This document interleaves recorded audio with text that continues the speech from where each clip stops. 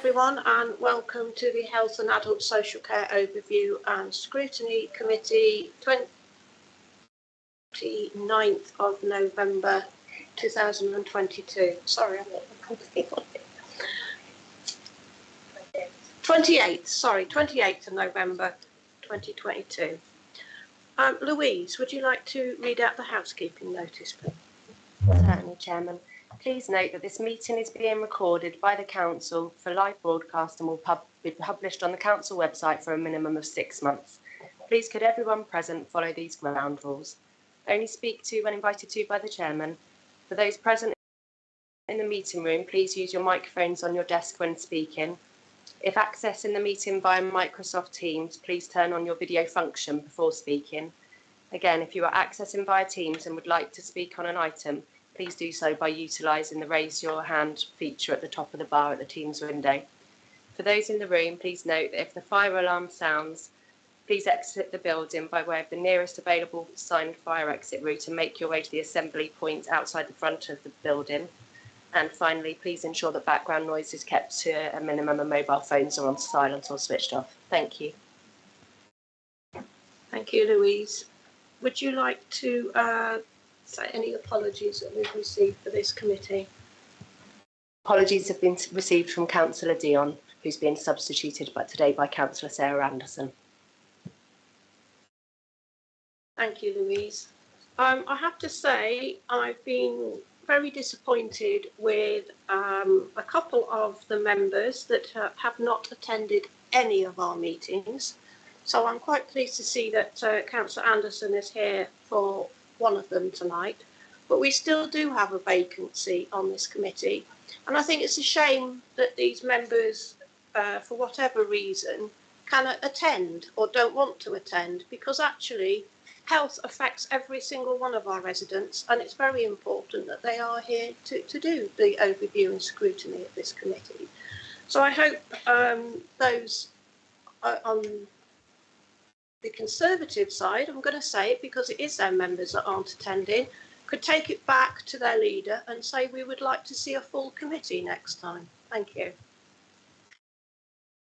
Right. Have we got any declarations of interest?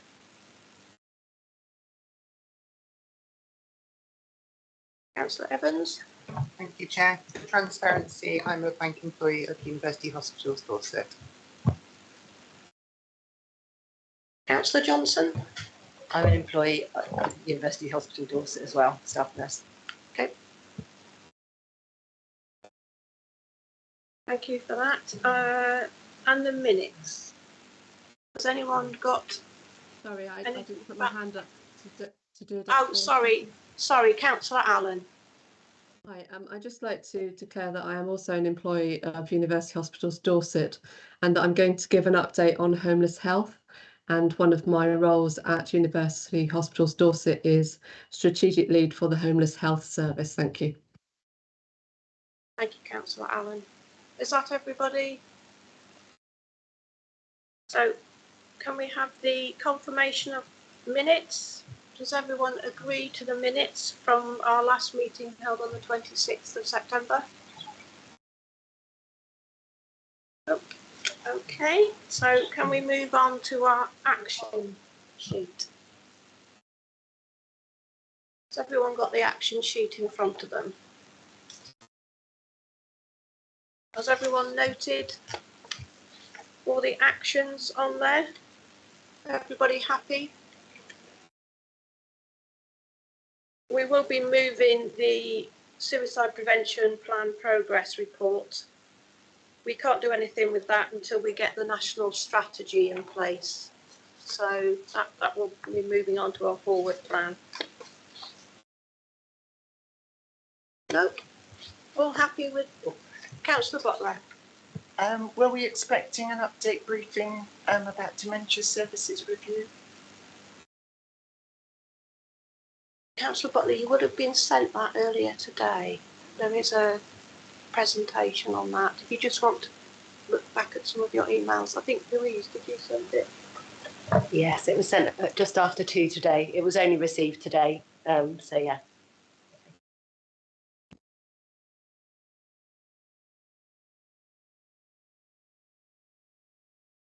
have we got any public issues, Louise?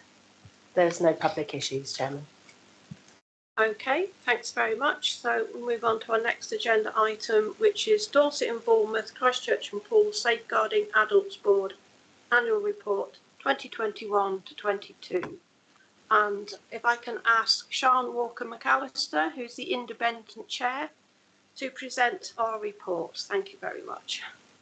Thank you very much, Chairman, and I really appreciate the opportunity you've given me to present the annual report to you this evening. I'm going to, Glynis Greenslade, who's our business manager, is hosting the presentation, which I'm going to be sharing with you. And then I'm going to go into some detail about a safeguarding adult review that the board commissioned, actually in respect of Dorset Council area, but we thought it might be of interest to everybody to note some of the detail and the learning from that safeguarding adult review, formerly termed a serious case review. And we'll be sending around after the meeting the 7-minute learning review, which we published following publication of this review. So Glynis, if you could take me to my next slide, please. Thank you. So I've been the independent chair now for just over a year and a half. The first annual report of the period during my own chairmanship. So this first slide just sets out some of the statutory responsibilities around the Safeguarding Adult Board. So it's not an operational organisation, it's a board of partners from across Bournemouth, Christchurch and Poole and Dorset. And our 3 statutory partners are the NHS, the police and the local authorities. And then we also have a strong partnership with the voluntary and community sector, with housing, both housing commissioning within the local authority as well, community safety, fire and rescue, probation, prisons, social care providers, and further and higher education. So it's really important that we as a board have the opportunity to engage with and work together with partners from across the public and voluntary and community sector, so that we can improve outcomes for people who need safeguarding interventions. So the Care Act 2014 set out that the board exists to protect adults with care and support needs. And it's really important that I stress that, because the adults that come within our remit, anyone over 18, who has care and support needs, whether or not those care and support needs authorities. So it might be someone with care and support needs who isn't known to a local authority, for example, and they would be at risk from abuse, significant harm or neglect. And we achieve that outcome of wanting to extend greater protection to those vulnerable adults through a collective accountability. So I'm appointed for 3 days a week, a month, I beg your pardon, that would be wishful, wouldn't it? 3 days a month for BCP and 3 days for Dorset, count for the work that they do, and to bring a strategy together to make sure that we are all working together and all learning together, which is really important. So the Care Act says that we must have a safeguarding adult board, and the purpose of the board is to help safeguard people with those care and support needs. And the purpose of the board is about seeking assurance.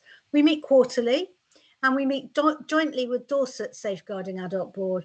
And the decision to meet jointly was undertaken a little while before I joined the board, but what we've done now is to combine the agendas, so we're much clearer. We're not repeating the work that we do, but we retain the ability to have separate board meetings in BCP if we thought there was a place-based issue that was really important and that we would only want BCP partners to be involved in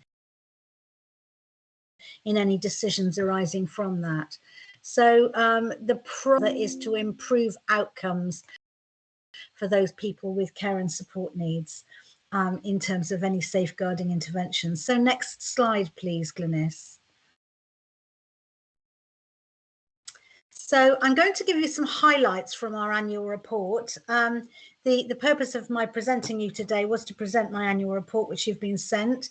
Remembering that this is the annual report from last year, quite a while, over 6 months ago now, but the report starts to get produced at the end of the year and goes through a governance process before the board and its subgroups and with its partners, before and consultation with Healthwatch before it actually comes together and is published. And then we seek the next available opportunity statutorily with the health and wellbeing boards, and also not statutorily, but we like to present to Scrutiny because it just gives us the opportunity to expand the information that we include in our report and to receive scrutiny as well. The report is the report, it is as it is, but we'll always take on board any comments and some of the work that we do in the forthcoming year. So one of the highlights is that we did deliver against our strategic plan for the last year to support partner organisations through audit. So auditing frontline practice across a number of organisations through assurance and understanding the challenges, particularly post-pandemic. We developed a new strategic plan for 21, and our initial focus has been and continues to be on transitional safeguarding. That's safeguarding those younger people as they move from childhood into adulthood with various issues that they may have encountered during childhood, to make sure that if there are safeguarding needs in their early adulthood, they are continue to be protected. And also homelessness, which is a key issue for us, and there's been lots of natural particular issue. So that those are our two key priorities for this year. The safeguarding data for BCP is highlighted on page. And we reviewed the board governance this year and the subgroup structures to improve our accountability, to make the board more efficient. Before we, as I mentioned before, the meetings could be a bit repetitive. We wanted to ensure we had a really strong focus on quality audit information and performance data, so it could some themes, highlight some strands of information that we needed to concentrate on in taking forward our strategy in the coming years. We published new pan-Dorset, so across Dorset and BCP, safeguarding procedures and a safeguarding adult review policy, and we updated our guidance on multi-agency risk management. And that I'd like to underline that the multi-agency risk management. It's often those people with very complex needs who don't fit neatly into a box or a service with one agency, that need to have support from a number of agencies, and the working together that the safeguarding board enables really make a difference was important. And we also targeted scrutiny on safeguarding during the pandemic and had a special meeting last November, in fact, with our health colleagues and with local councils,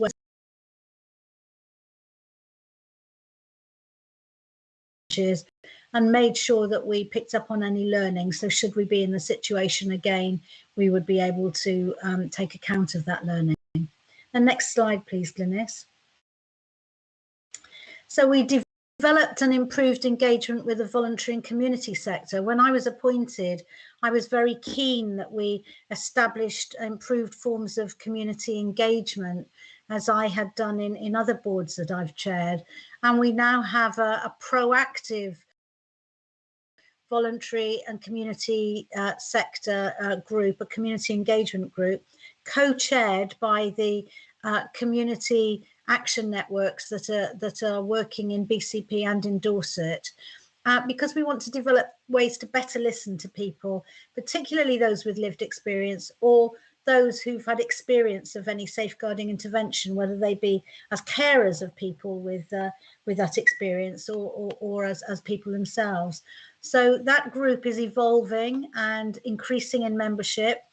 We try to ensure it's not over formalized so that people feel that it's easy to access and to participate in, but nevertheless, we're noting and listening very clearly about the points that group raises. And we're looking to extend next year our meetings to perhaps focus on issues and hold events on issues that people feel are important to them. So a real focus on the needs of our citizens. We initiated, or I initiated actually, new and regular meetings with the chairs of Pan Dorset Safeguarding Children Partnership and the BCP and Dorset Community Safety Partnership to improve understanding across the statutory boards. It's really important that we don't do each other's work, that we learn from each other and that we work efficiently together. And we've been looking at a number of issues where we have shared common understanding about how we work with statutory reviews and how we share responsibility from learning, but safeguarding, and there's some work ongoing at the moment in that area. I've set up some consultation fora outside the main board to improve safeguarding awareness in housing and also in further and higher education. We're in the middle currently, it won't be published until, but we're in the middle of a safeguarding adult review that initiated from Arts University Bournemouth, of a young woman who took her own life. That learning, when it will be on our website, but we will present on that in the next year. And the meetings with further and higher education emanated from the start of that consideration of that safeguarding adult review. So we shared information, ensured that those working in further and higher education had access to services where they needed to support their students. We published in Dorset, Sir Catherine, that's detailed on page 12 of the report, and we began really wide dissemination of the learning from that review, and I'm going to spend a bit of time on that in a moment. The next slide, please, Glynis. Yes, here it is, Sir Catherine. So Catherine was a woman in her 80s who was admitted to hospital following a reported assault by her husband, and she died in hospital. And although there was no criminal acts proceeded with, what was very, very clear that she had been married to her husband for 60 years, that she'd been living with domestic abuse throughout that time, but the strong religious beliefs that she held actually informed her decision-making throughout her life and actually impacted on her decision not to communicate overtly with any other agency about experiencing. But when her husband's health deteriorated, everything became more focused as she was responsible for his care, so held all those responsibilities and found it even more difficult to share the strain and the issues in that relationship. What was really identified in that practice was some really positive work by the voluntary and community sector in establishing a relationship with her. It was Age UK actually in Dorset, and enabling her to start to disclose. And so some of the learning that we've shared from this review is about enabling practitioners to sow the seeds with older age victims of domestic abuse. So begin to share how they can share information and begin to make it acceptable to talk about domestic abuse. Often when we think of domestic abuse, we often think of younger people in volatile relationships, and we don't think automatically of older people and the abuse that they may have experienced in a lifetime long-term relationship. So it's been really important that we highlighted that from the learning from this review. And although it was not a domestic homicide review, which was to be carried out, which had it been, would have been carried out by the BCP Community Safety Partnership, it was really important that we considered a safeguarding adult review, because clearly Catherine had care and support needs as well as being a carer herself. She died in hospital and after admitted, she'd had a blow to the head. And as I said before, she wasn't, sadly, there was no criminal action taken.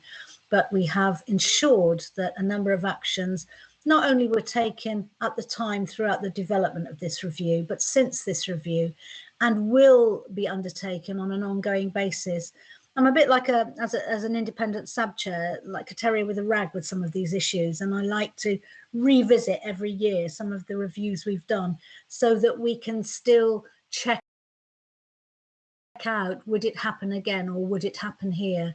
And that's really important, I think, for the role of an independent chair to do that.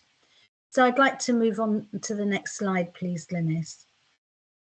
So I've set out in this slide the key challenges for us across BCP in 21-22, but and in this current year. So we started in terms of social care and provider sector challenges. We know that the impact of COVID meant that many staff left the social care provider sector because of the difficulties associated, and we're still experiencing that now. So whilst it's not our responsibility as a board to be necessarily doing anything about that, it is our responsibility to highlight that we're aware of those challenges and to raise the issues around the importance of safeguarding and adhering to good safeguarding practice and policy to the provider sector and to our colleagues within commissioning within both local authorities. Can you go next down, please? So we have a focus on prevention. A bit of jargon here, I apologise. So section 42 of the Care Act is about when concerns are referred to the local authority. So that's section 42.1. And section 42.2 of the Care Act is when those concerns have been reviewed carefully and where it's decided that an inquiry does need to be carried out to get more information. And we've had this real focus on prevention. The data the data that you've received within the annual report, that whilst we had an increase in concerns in BCP and in the council area for this year, there wasn't an increase in inquiries. And I think that's really good, because what that's showing us is that more people are aware of safeguarding, are questioning issues around safeguarding, and are referring things for us to consider. So the council will then look at those referrals that come in at section 42.1, and where they don't meet the criteria for a full safeguarding inquiry, they will then perhaps say this person needs a Care Act assessment, or maybe this person needs to be linked in because they're socially isolated with a community sector group where they can have some more contact and given an opportunity to be less isolated, as one example. So that focus on prevention for us is really, really important, and sharing the information about what should be referred, what we consider when it's referred, or how the council considers that, and then what the council does in terms of inquiries. The council may also cause out inquiries to other organisations, so it might cause out an inquiry to say, actually, thank you for referring, this is all in your area, we want you to do that, and we'll then round it up at the end to see what learning can be made and what actions need to be taken to make the person safe. The next slide, please. Next bullet point, should I say. So we continue to increase awareness of adult safeguarding, and this line here, this issue of raising awareness will never stop. It will always be a strategic priority for us, and we will continue to do everything we can to make sure that that more and more people across BCP understand when something is an adult safeguarding issue and when they need to. The next slide, please, Glynis. Next bullet. So understanding our communities is really important. They are rich in diversity, and it's really important to reach out to them. And I think if we look at the learning from SARC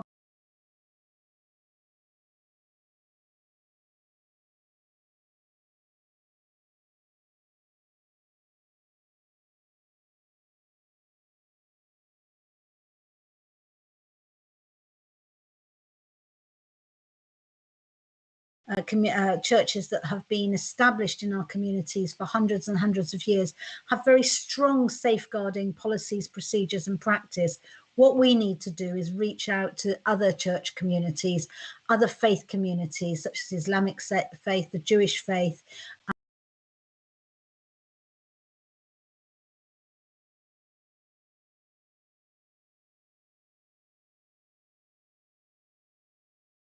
and what they can't just deal with in terms of their own faith communities, their own organisations themselves. So that's something that we've been doing.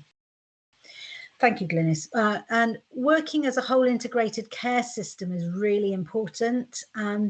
And we work very closely with our health partners in the Integrated Care Board. And working in that way makes us strong and effective with whole system governance. So we're all, in effect, singing from the same song sheet, working together and sharing information with each other so that together we can prevent harm and work effectively. Next slide, please, Dennis. Yeah, can you go to the next bullet point, please? Thanks. So ensuring that we continue to have oversight on the learning from safeguarding adult reviews is important. So we have one SAR which is about to be published, a BCP SAR within the next few months or so. So you will know about that when we'll advise you when that is published, and we'll continue to review how we're doing in respect of the learning there. And there are other safeguarding adult reviews which we have commissioned and where the work is currently ongoing. It is a statutory duty that we must publish in our annual report any safeguarding adult reviews that have been published and completed in that year. So the only one was in the last year was for Sarah Catherine from Dorset. The next bullet, please, Glynis. There we go. I'm speaking ahead of my slides. So the 3 additional reviews we're looking at the moment are discharged from secure mental health provision, and that was out of the local authority area. There's one on the failure to communicate needs when a vulnerable adult moved from elsewhere, and this was someone moving from Scotland down to live nearer to a relative, and self-neglect and cuckooing. Young people moved in on somebody who was very vulnerable, and where he died. So we'll be delivering next year. Is there another bullet, Glynis? Yes, there is. And I think this is the final one. So using data effectively, benchmarking and ongoing audit is so important. We don't sit on our laurels and just learn from safeguarding adult review. Subgroup, the quality and performance subgroup, which looks at the data for BCP, analyses, works with those in managing adult social care within BCP to understand where we need to have perhaps some extra insight, or actually where we may need to say, actually, well done, you've really done this. This is a good piece of work, and this is what we need to highlight. And one of the things I try to do is at every board meeting highlight a person's safeguarding story, so that I think stories are very powerful for learning around issues. And I think at the beginning of every meeting, having such a story really highlights why we're all sitting around the table and making those decisions that we make. I don't think there's another bullet point, but Glynis will. Yes, there is. Oh, right, well done. Coordinating approaches with a complex system of partnerships is crucial. I spoke earlier about the work I've done to bring the statutory chairs together, and it's another area that we need to underline and say we'll continue to work together and improve how we work together. I don't think there's another slide, Glynis, but prove me wrong. No, there isn't. Okay.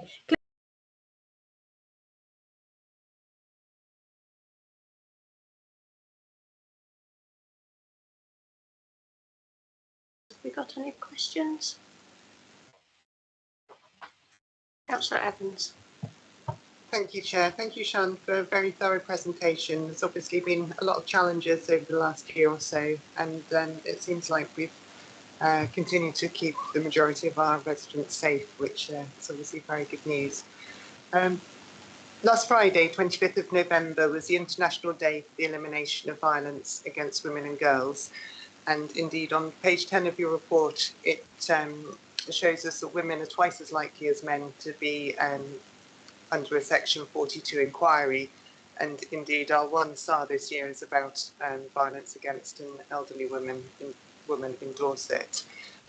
BCP Council is going to debate next Monday whether we should become a white ribbon accredited organisation.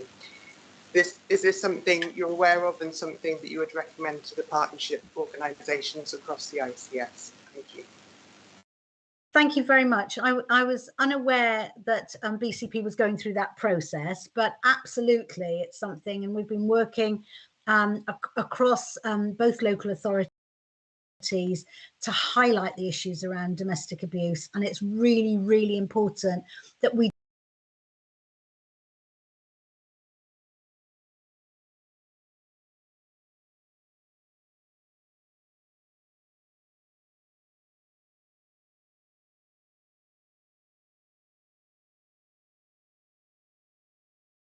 42.1 concerns is that we're also talking about the older population, and often women are living longer than men, as we know, and that's one of the reasons that we see a higher number of women referred than men in relation to safeguarding.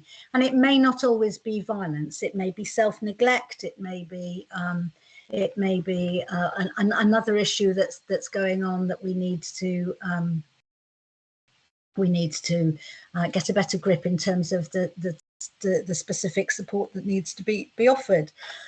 So that's also important to know. But the board will do everything it can to support BCP Council in its drive to improve awareness around violence against women and girls. And I'd be delighted to host anything on the Safeguarding Adult Board website as well to support you. Anybody else got any questions? Councillor Devon.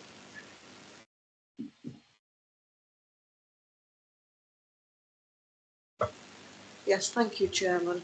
It was. Hang on, I've lost it now. Oh, I know what it is. It's the basic thing about the financial implications. Is that relevant to this report? In that it says in one of the lines here, proposals for more equitable budget contributions being considered. And I was just wondering, having only just joined this committee, how that's going to work. Okay, Chairman, directly, quite simply, when the boards were separate, Dorset Council was contributing less to its Safeguarding Adult Board and its staff than BCP Council was. We've joined the business teams of both councils, and BCP has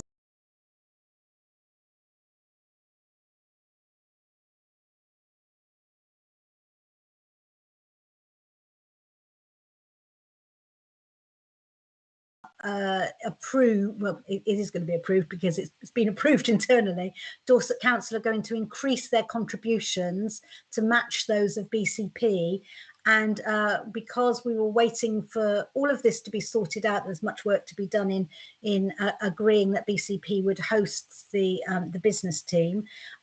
We are also looking to increase the contributions by our statutory partners using the January RPI rate for last year. So that's where we're going. I think we will actually have an underspend this year, so we may not be asking for increased contributions next year, but certainly equity across the two councils, and a debate in future around whether there will be equity across the three statutory.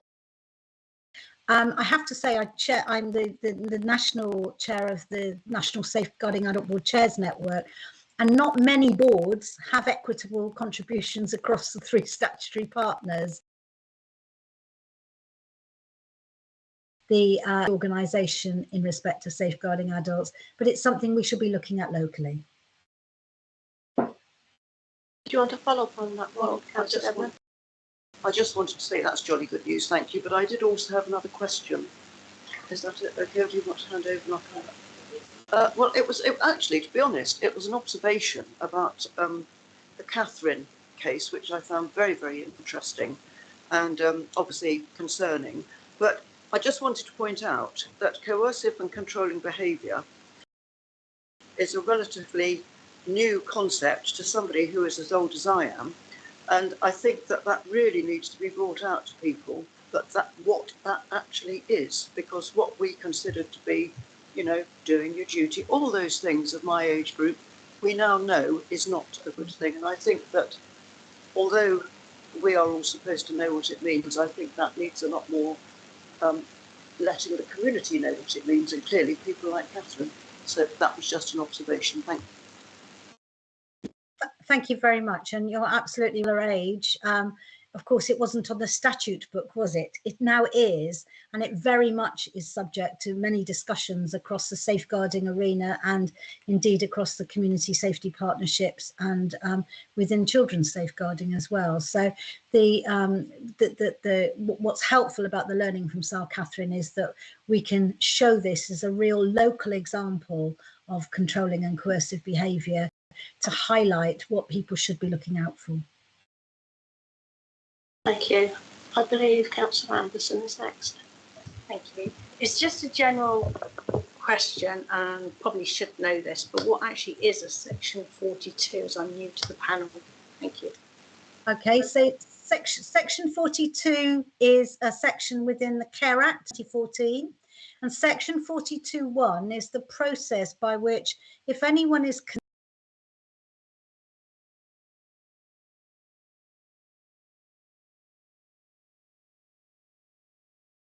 or harm because of their care and support needs, and the fact that because of those needs they can't protect themselves from abuse, neglect and harm, they report it in.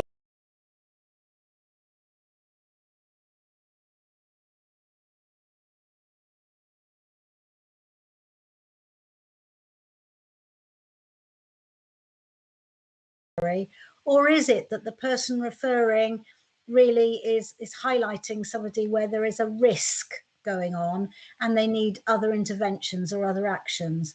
So adult social care within BCP Council will make that decision, and if it decides that another intervention is needed, it will close down the section 42.1 and proceed with that other intervention. If it feels, however, that there has been harm or neglect to somebody with, or abuse to somebody with care and support needs, it will carry out an inquiry, and that's what section 42.2 is. It refers to a safeguarding adult inquiry, and it may do that itself or cause that inquiry out to another organisation, such as a health organisation or police or a residential care home, to undertake that if that is appropriate, and providing that organisation isn't the cause of that abuse in itself. So that it just those two sections describe the process of referring concerns and then acting on an inquiry investigation. Phil wanted to come in there. Yes, if I'm here. We've previously run training sessions for members on safeguarding and the elements that Sian's just covered, and some practicalities around what to look out for as an elected member. I just wonder if it would be worth doing a refresher for an all member, as sometimes we don't get many people coming to it, but I'm sure our safeguarding lead could organise a session with the support of the committee. Thank you, Phil. Actually, I had that down as a safeguard training refresher for members. Obviously, some have done it and some haven't, so it is an important item. Councillor Robson, I believe you're next. Thank you, Chair.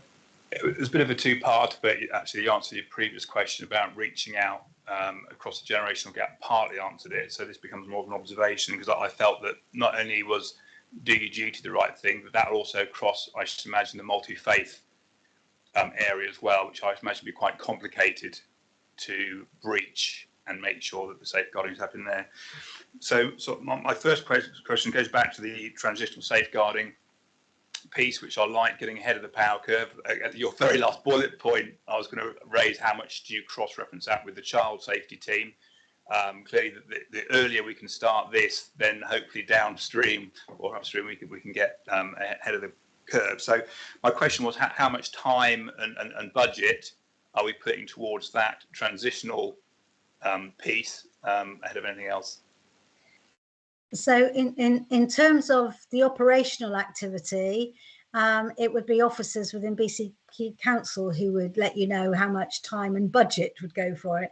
In terms of what we're doing in the Safeguarding Adult Board, the budget is the budget for the board. The money I get paid to undo the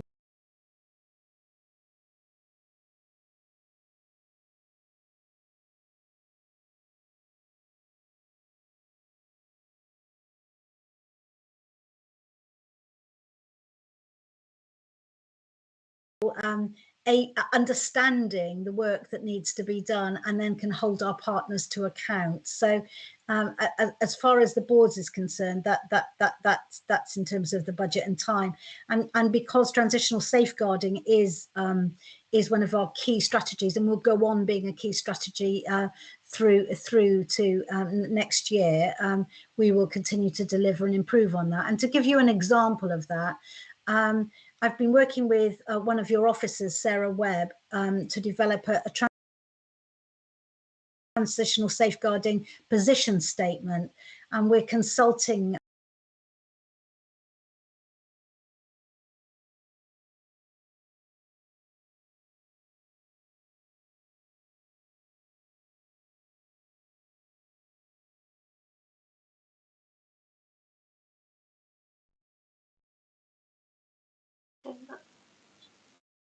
Betty, did you want to come in there?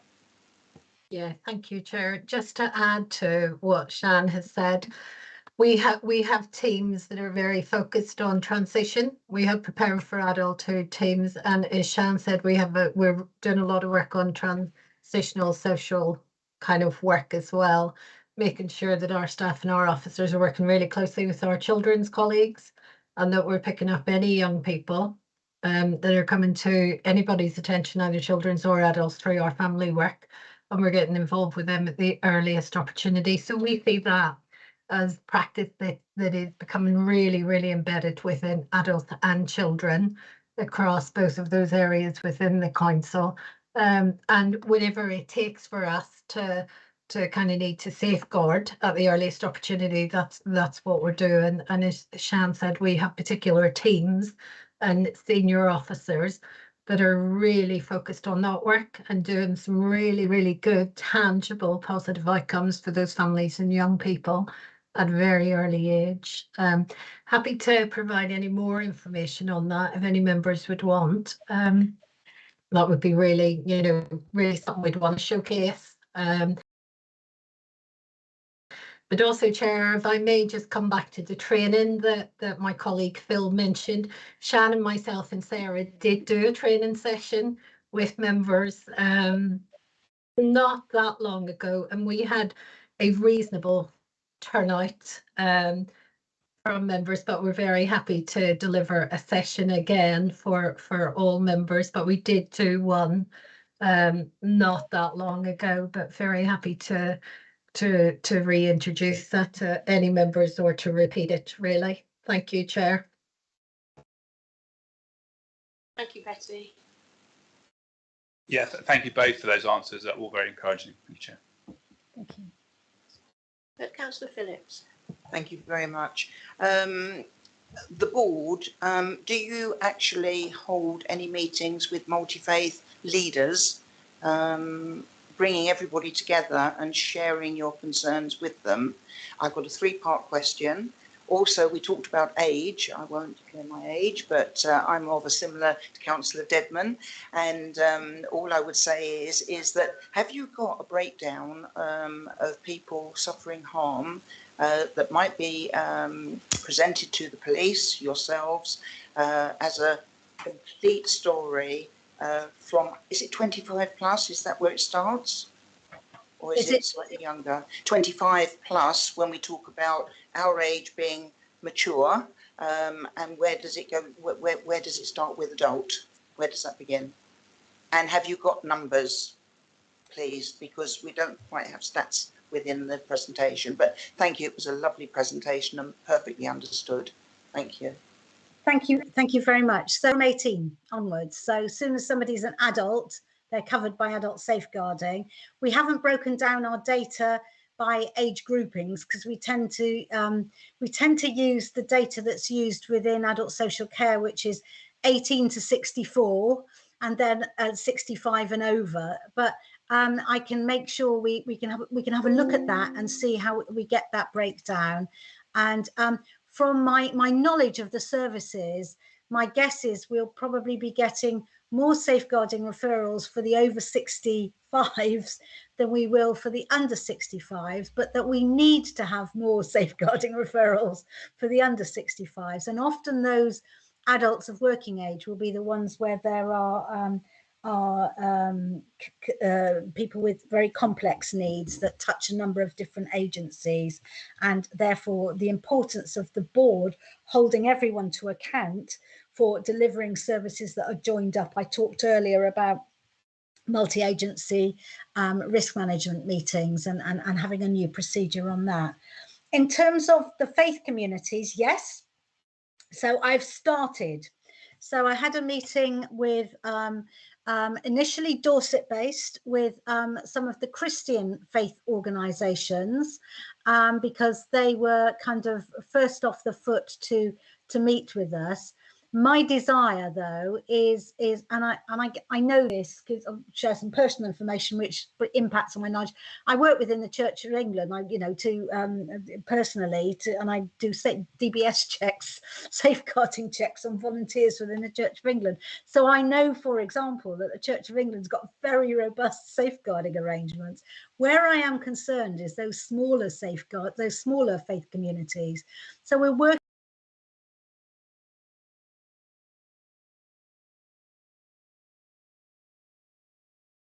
individuals. We're wondering whether it might be quite helpful to get them involved in our community engagement group so that they are part of a wider community and understanding safeguarding in its wider sense. So work is ongoing, and that's something which we'll be doing.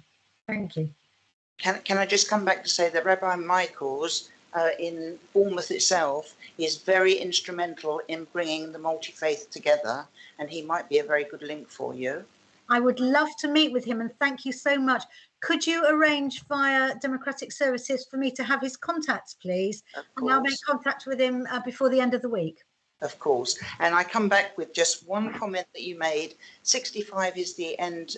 It's not the end because we're working longer and longer and longer. Will that change 65? Will that suddenly mute into an older age group? Because I think that's a bit out of date now. I don't know. I mean, that's the matter for national government, isn't it? I mean, you know, I'm over 65 and I'm still working. So yes, it's a matter for national government. At the moment, data is normally collected, you know, as adults. They call it adults of working age, although we know it extends longer, and older adults. At the moment, that's where we would go with it. And just finally with the police, your connectivity is very strong, that everything is reported that you see and hear and know about. And are there any statistics that come forward from the police to yourself or anything that you have that is important? So they wouldn't come through necessarily to myself. They'd come through because Adult Social Care is the lead organisation in adult safeguarding. So we know that lots of referrals come in from the police through to Adult Social Care. We also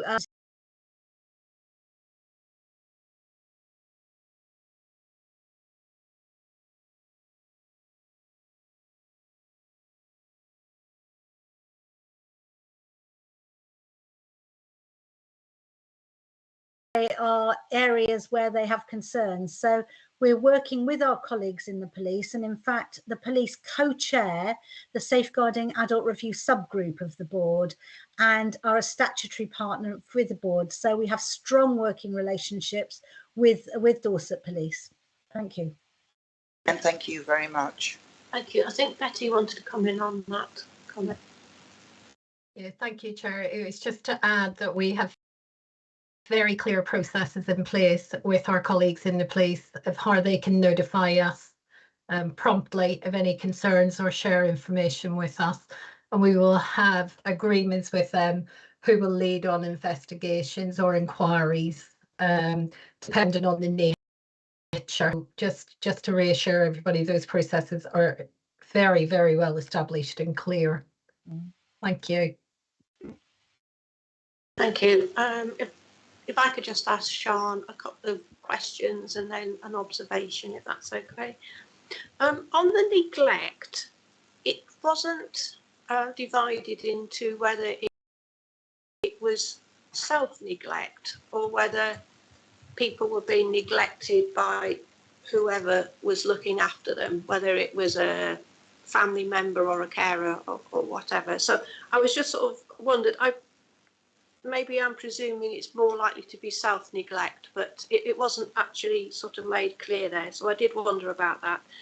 And I just wondered if there was any follow-ups to people that have come to the attention of adult social care, where they have had self-neglect, whether they return to see to that person to see whether they've gone back to their old ways, or whether they're just sort of presume they're okay and that's sort of it. And then if you could just answer that, then I'll do my sort of comment bit, if that's okay. So in terms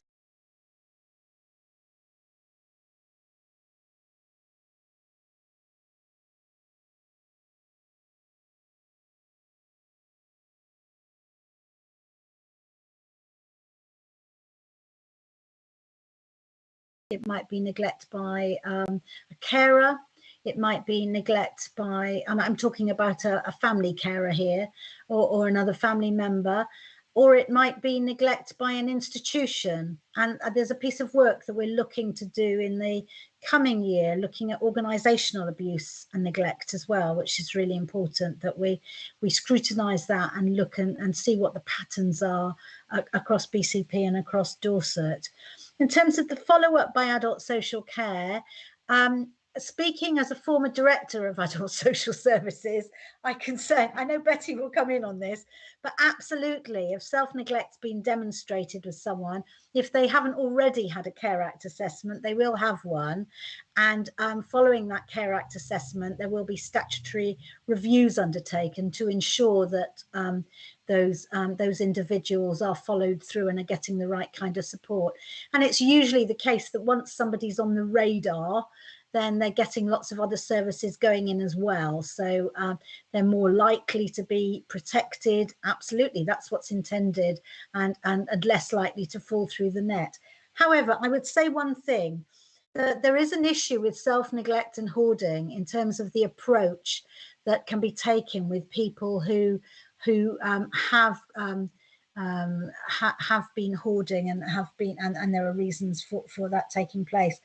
And those, you know, sometimes an approach, I'm not saying it's an approach in BCP, but my understanding wider on a national basis, that as an approach has been taken where, you know, we send the deep cleaning team in, they sort it out, the house looks clean, and then 3 weeks later it's back to where it was. So all of adult social care now is really taking, across the country, is really looking at, let's get to the cause of this, let's find out why this has happened, let's put in what we can do to understand why this person hoards, and let's look to make them live as safely and as independently as possible, even if there is some stuff gathering around them. I'm assuming Betty would want to come in after me on that. Yeah, thank you, Betty. Yeah, thank you. So yeah, just on the follow-up bit, we would absolutely follow people up and we would put them into different pathways then if we've dealt with the safeguarding inquiry. But we still have concerns about the nature of what's happened, and if we're still worried about their general well-being or their vulnerability, then we would make sure that their case managed. We do have outreach team, a newly assertive engagement outreach team, which we have just established, which is for those really hard to reach and hard to engage individuals, and we're doing some excellent work in that team. It's a new team, and we established this solely for those people that don't fit, as Shan said, don't neatly fit into any box, but we are incredibly worried or we want to get in there early. We also, just for information, because we talked about neglect a lot there, and some, you know, sometimes what falls within that is hoarding, and, you know, people who really struggle with hoarding, and then how that manifests itself into into self-neglect or, of an environment nature or of a personal nature. And we have a panel for that. And this particular team that we've established is doing some really, really excellent work with individuals that are incredibly vulnerable, that have high levels of complexity in particular areas that really require skilled practitioners to be able to work their way in there and gain the trust of the individuals to really do what is needed to help them and to help their well-being in a way that's acceptable to those individuals as well, because that's really important that we're able to do that. Thank you, Chair. Thank you. Sian, did you want to come back in on that? Yes, please. I've just gone to page 9 of the actual annual report, which you've been sent separately. And you can see on page 9 the actual breakdown of omission. So there is an other total of 180, which I admit is it may be not helpful to members seeking to get to the absolute depth of detail. But you can see that self-neglect is reported separately, 42 cases of self-neglect. There's 14 missed visits. So that would be a missed domiciliary care visit, 55 medication errors. Now, these can be serious or not so serious. So it more likely, if it's as a result of a safeguarding inquiry, that it's a serious one. So there's a whole list of pressure sores or pressure ulcers. That's comes under neglect as well. So if you would like to have a look at that, and if there are any questions that members have following looking in more detail at that, then I'm happy to come and talk to it. And as Betty said, if there needs to be a focus on that, perhaps a future members masterclass on safeguarding, that's something that we can offer. Thank you very much. And I just wanted to, maybe I couldn't find it in the report, but I couldn't find a mention of dementia. Now, I'm not sure whether when someone has been given that their partner has dementia, they are told to look out for some of them can display and do acts of aggression, and whether these could lead to some safeguarding concerns for their partner. So I just wondered if dementia had come across where you've had safeguarding issues with people who are living with people with dementia. I'm not going to go into specific detail with BCP, but it is an issue across all safeguarding boards, and that's why it's really important that we reach out to people to help them understand what's a safeguarding issue and what's not, because it may be that somebody with a dementia displays aggressive behaviour, and that the attempt to control it could be over the top, or it could be termed abuse in itself. So if that sort of thing happens, then that person would be helped in any way to understood and helped, and the person with the dementia would be made safe. So dementia is, of course, an issue, as are a number of other issues. You know, there are people who suffer psychosis post having a stroke, and you know, their partners and carers may find it difficult afterwards.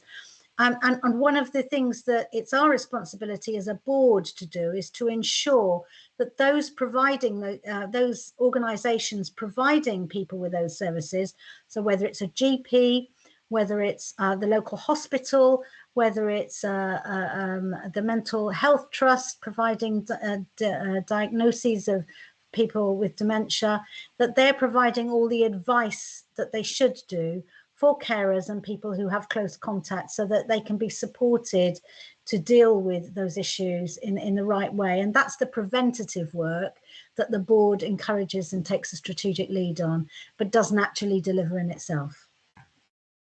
Thank you. That's good news that happens. Yeah. Members. Oh, we're all happy. Yep. Thank you very much, Sian. That was a very enlightening presentation there. So thank you very much for that. Thank you. Thank you.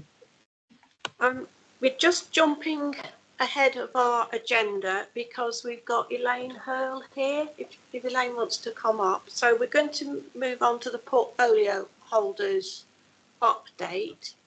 And we've got Councillor Allen and Elaine Hurl here who will be giving us an update on health for the homeless. Now, Hazel, did you want to lead on this, or is Elaine going to lead on this? I'm going to start and then I'm going to hand over to Elaine, and then we can take questions at the end if you don't mind, Chair. Yeah, that's fine. Lovely, thank you. Hi, thank you for asking me to come back and discuss homeless health with the ONS.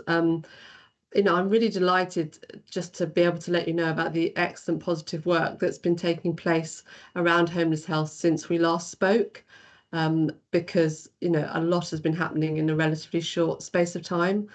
When I started having an interest around homeless health and just the services that are offered to people that are experiencing homelessness or at risk of homelessness, I was made aware that there was lots of good services, charities, voluntary organisations, lots of goodwill, but what was lacking was that joined up thinking, collaboration and partnership working. And I think that that is definitely what has changed over time. And there is now excellent collaboration across the piece, boosted by the COVID response. But now stakeholders are working together, trying to avoid that duplication of effort.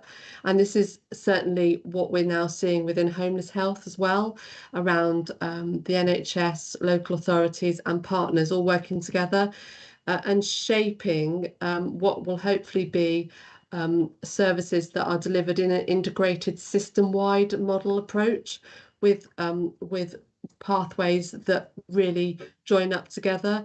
And this includes multidisciplinary working, and you'll hear me refer to that, sorry, that's my clock, you'll hear me referring to that as MDT, and that's really important. It's the way that we tend to work within health services, and it basically means just getting everybody around the table and working around individual patients in a sort of case managed way. And you might have nurses, doctors, you know, allied professionals and anybody that's relevant.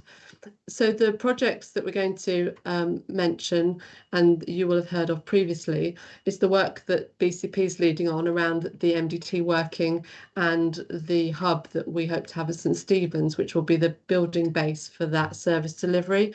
At the moment, the MDT is up and running, and Elaine's going to tell you a lot more about that. It's currently temporarily housed at St Paul's, but obviously, hopefully in the future, it will move to St Stephen's. I'm also going to tell you a little bit about the out of hospitals model work that we've been doing, which has been funded through grant funding directly by the Department of Health. And I do need to just declare my interest again, because I work at the Royal Bournemouth Hospital, but I lead services, which includes a homeless health service within the hospital, and that is part of this out of hospitals model. But the funding has come through the Department of Health to BCP and then out to my department and out to the hospital. Also, and Elaine will pick up on this, I just want us to speak of the strategic work, which Elaine, as the principal programme lead and our strategic lead, has been working very hard on. And she will be able to also give you more details on the MDT working and that strategic working. There was a very recent meeting on 2nd of November, which was a strategic Dorset-wide homeless health meeting, because what we're trying to do is ensure that the models that we're working from are hopefully across Dorset. And I just wanted to mention some of the partners, because there's a lot of people working on this. From a physical health point of view, we've got South Coast Medical Group, which deliver primary care GP sessions, mainly at St Paul's. There's also the health bus. At the moment, some of the health bus work has been suspended for some issues around governance, but they're working on getting back up and running and being able to do more direct health care in the future. We've got the Dorset Healthcare Homeless Health Service, which is mental health and physical health working together, and they tend to target the rough sleepers. We've got drug and alcohol, and we work very closely with our excellent BCP drug and alcohol commissioners, and they have a dedicated homeless health drug and alcohol service, which is delivered by We Are With You. And again, that's new and that's very exciting. And we work with social care, and we have a social care element within the out of hospitals model. We have advocacy, we have a reablement worker, again within the out of hospitals work. And we also work closely with Access Dorset, who also offer some additional reablement work. And then we've got our excellent housing, hospital housing advice team, which are dedicated housing officers that are working specifically to support people referred around their housing from hospitals. That's not just University Hospitals Dorset, Bournemouth and Poole. It's actually also supports St Anne's and other hospitals. So it's not just for the main physical hospital, but we work very closely. And then obviously we work with the street outreach team, St Mungo's, Bournemouth Churches, alongside Rough Sleepers, which is a charitable organisation that run half time in Bournemouth. So there's a lot of people involved in this care. I'm just going to very briefly tell you a little bit about out of hospitals. So this is a whole system approach. We were approached by the Department of Health to offer us an opportunity to apply for this grant funding, because they were aware that in our area we had a number of elements that would go to put together a model of care. And what they did with the grant funding was just to help us to bring some more elements together to create a really good working model. So it's a whole system approach. It's in and out of hospital. It's working with frequent attenders. It's outreach for admission avoidance. Partners are able to highlight known patients who are struggling, so that we can avoid them coming in, and we can engage them with primary care before they even hit the hospital. Then obviously we identify people at the front door and on admission. We have an advocacy care coordinator. So we have a team in Bournemouth and Poole. We have advocacy care coordinators that sort out the duty to refer, work with the housing officers, working around reablement, and just making sure that duty to refer goes in quickly, and those housing assessments are done really early in the admission, so that we've got as much time as possible to get things right. The nurses do nursing assessments, assess vulnerability, and help to identify priority need around housing. They support patients to communicate with staff, adhere to care, to stay in and complete care and not self-discharge, and then they manage the discharge. We do discharge care conferences. We ensure that there's a summary put together, and that we're going to be sharing with the MDT. We agree the community-based MDT that I mentioned. We agree a follow-up plan, and then we're also planning to do 1 month post-discharge review. And our nurses are just starting to do outreach to not only see the patients in the community and try and make sure that their plan of care is continued and then handed over to primary care. And the team is also attending the MDT at St Paul's on a monthly basis. So there's a lot of work going on and lots of things feeding into it. And I just think it's excellent work. But I'd really like to hand over to Elaine now, who will expand on the excellent MDT work and the strategic work she's been leading on. Thank you. Thank you, Councillor Allen. Elaine? Thank you, Chair. Apologies for my lateness and for accommodating me. That's really appreciated. So I'm in a joint role with NHS Dorset and BCP Council. I work 1 day for the council, and much of that is spent with homelessness and housing type work. I foolishly decided and agreed to kind of formalise what the work that had been sort of started during COVID, you know, where lots of different teams really kind of knuckled down and started to work in a much more cohesive way. And we felt that after we've demonstrated that this is possible, we would formalise the multidisciplinary offer. So I've taken that role on because it's a real passion of mine around homelessness and how we treat people and how we should have ambition and aspiration for people who've sometimes lost their own. And I think that the multidisciplinary approach is really what works for them. So Hazel's already mentioned lots of the partners. There are a few others like Faith Works, Adult Social Care, University Hospitals Dorset, Community Safety and Probation. They're all part of the multidisciplinary offer, We started coming together as a group in July. We've got a memorandum of understanding because we're disparate teams with different employing organisations. We had to have some form of mechanism whereby we're all signed up to working around a set group of clients. And at the moment, we're really focused on rough sleepers because during COVID, everyone was in. Roughly 98% of the people who are rough sleeping now have returned to rough sleeping from being accommodated. So that's where the focus of the multidisciplinary offer is at the minute. We're starting to work on a SharePoint system where each person has an individualised plan around them. And that's really important because although we might, as a council and as a health group of partners, want that people are not sleeping out or insecurely accommodated, often that isn't the starting place for that home's individual. So we've got a particular direction of travel that we think they should follow. They don't always play ball, and so there's a lot of work that needs to go on in the background, shaping relationships, holding on to a relationship even when that person doesn't necessarily want to be engaging with you. And we use, in the multidisciplinary offer, one of the kind of key things is that we try and have the best person to work with that person. So who that person best gets on with. Do they seek health help? Do they seek housing help? Do they want someone who can just relate to them as an individual? So we try and match person and team within the MDT to operate and work with that individual. We got some couple of really good examples, if you don't mind me sharing a couple of cases. We've obviously got a transient population, and you can't always pin someone down. And we've got a client who's currently housed in Weymouth and Portland, or Weymouth. This client's got no sort of sense of capacity, doesn't really understand his housing. He's in housing and he's got lots of support, but he doesn't really want to engage with it. But I don't think he also understands, and his self-care is really, really poor.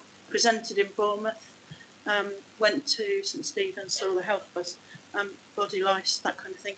And so we, rather than just say, well, you get back to Weymouth and put him on a train, our services have worked with him, gently coercing, encouraging, supporting him, actually tending to him because he had some needs that he wasn't going to immediately sort of himself in Weymouth, but then helping him get back to Weymouth. And we're jointly working with Weymouth with multi-agency risk management meetings. So that's one example, a bit of an odd one because he's not a former Christchurch and Paul client, but nonetheless, he's an individual for whom, if we didn't intervene, he could easily be one of those awful statistics that we find dead somewhere in the council area. So we wouldn't want that. So, and another more kind of a BCP client with a range of sort of drug, alcohol, mental health, physical health needs where he got some infection. He wasn't really able to say yes to any help. He did occasionally say yes, but really rare. Most often telling workers to do one, really. And you know, there's a level of respect around that, but also a persistence in engagement. He disappeared, but we'd already identified a place that he could go to that day. And so we worked with park keepers, police officers, CSAS. They all were keeping their eye out for this guy, and then immediately members of the MDT that mostly well sort of knew him kind of really gathered round, got him in a car, took him to the housing location, and we settled him in. It wasn't an easy settling because he'd not been in for some time, and he also didn't want to talk to people. But the bottom line is that guy was really ashamed of how the state he'd gotten himself into, and that's just a wake-up call for us to pursue and be persistent, have a level of compassion and kindness, because underlying someone's aggressiveness or avoidance, there might be something really going on that means they can't access help. So just a really couple of good examples from the MDT. And to move to the strategic end of things, in my role at NHS Dorset, and before that the CCG, I had kept banging on about housing and homelessness, but no one was really listening at the time. And now it does seem, since COVID, that there's much more of an interest from NHS in relation to this area, especially around sort of people being excluded and inaccessible health services to some people in our population. And the new Chief Commissioning Officer, David, I'd raised this with him. And so ahead of him tasking me with writing the strategic document, I'd already arranged the session that Hazel referred to. And I brought together all the partners from across BCP and Dorset to really workshop the kind of key components that are needed in a health sort of strategic or commissioning intention. And so from that day, and everyone worked brilliantly, and there's lots of passion in homelessness, and we all know what's best in the way we work with homeless clients. So that kind of livens up the discussions in a really good way. And so from that, I've been tasked to bring together a strategic document that will outline a pan-Dorset health offer that will probably have a slightly different delivery mode in BCP to the Weymouth area, for example. But the principles and the ethos and the sort of tenets of, ambition for that client group are broadly speaking the same. That, we want to end homelessness. We don't want to see anyone die on the streets because of homelessness. And so, those principles are the same. And healthcare should be accessible and flexible and responsive and tailored to an individual. And that might mean working with this client population in a slightly different way to the universal offer that health usually offers. So those kind of things are all coming together, but I'll just give you good examples of where we're sort of heading. Thank you very much. So any members got any questions?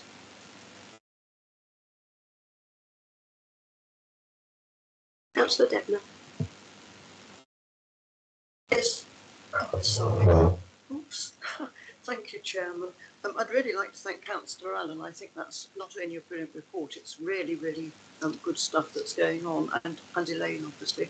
But what struck me, it's not particularly a question, except that the previous report that we had, I don't know if you've heard it, Elaine, was mention of self-neglect and how that's got to be countered. And it strikes me that a lot of people that are now on the streets are a really extreme example of self-neglect. And so very much the same things are happening. I don't know how, well, you know how to counter it, I'm sure I don't, but would you say that's an issue with people? Absolutely. And there's all sorts of reasons for it, not just deliberately ignoring a health concern. Often mental health, drugs and alcohol, all cloud the kind of capacity to reason things through. The guy that I spoke about in the park who we took to accommodation, he would have lost either a limb or his life at worst because the infection had got to such a state. So that is a really serious thing, but he was so ashamed. And I think there are underlying things that go on around self-neglect, that persistence and kindness and a bit of generosity, but also not being afraid to stand your ground when someone's telling you to get lost. All those things really play into this work.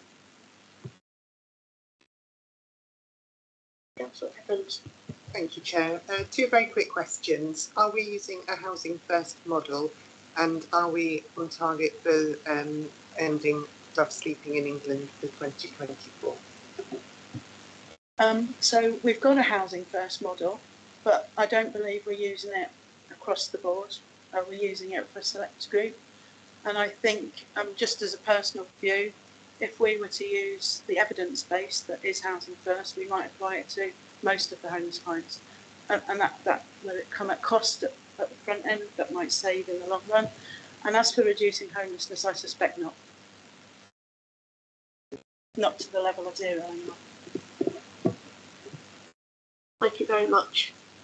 Thank you, Councillor. Oh, Councillor Butler, good question. Yeah, can I just ask about the health bus? Have we just got one or more than one in each town? And also, what does it have in it? Can people get treated on the bus for something medical? Yes, so the health bus again, this comes back to the comment I made earlier around health NHS not putting money into homeless health. And the Health Bus started obviously as a charity, and I believe set up because there were gaps in responsiveness to homeless clients. So the Health Bus exists. It's basically a converted sort of, I don't know what the size of the truck is, maybe a ton, but it's got clinic space in it. It's got hand washing facility, so you can see people in it.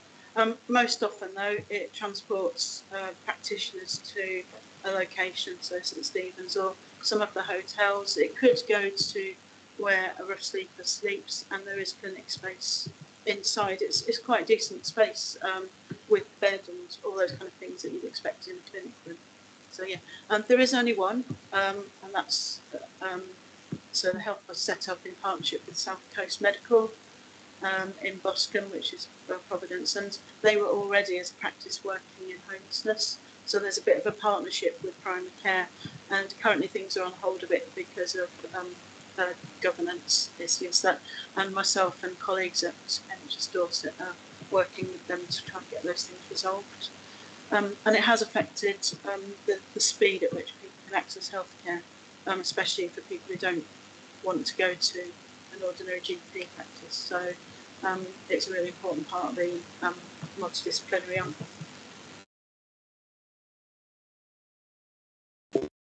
Thank you. Anybody got any more questions? No? I can't see whose hand that is. Betty, sorry. Yeah, no, that's okay. Thank you, Chair. I just wanted to just quick add to what Hazel and Elaine have been saying, just to mention, and you may have said this, Elaine, or I may have just missed it, the homeless intervention team that is working really closely with you guys within BCP Council, and the kind of work that they're doing is very much embedded within the MDT. And I think it was you, Hazel, said around in UHD, our housing colleagues and the social work teams that are there are identifying people at the front door who may present in emergency departments. So we have a much stronger, visible profile now, and I'm hearing some really, really good stuff around the kind of work that's going on in those areas. But in particularly in the last week, I've been involved in a case around the homeless intervention team, and that was second to none, the work that they did as well. But we need to do more of it, like Elaine said, and we need to have every entry point kind of covered, wherever that entry point for these individuals that could benefit from our support, whatever way they come into our services, because there's multiple ways that people present themselves and where they are. We just need to make sure that we have them all covered. But some really, really good work going on, and a tangible greater investment, as Elaine touched on, to what we had a couple of years ago, last year even. So it's a real positive story, but needs further highlighting and further investment, but excellent kind of stuff that is happening on the people that we are reaching. Thank you, Chair. Thank you. Hazel, did you want to come back on that? Yeah, I was just going to say that alongside the strategic work, we're also working really hard. I mean, I think sort of particularly around the out of hospitals model, because it's grant funding and it, time ticks by almost in the back of my head every day.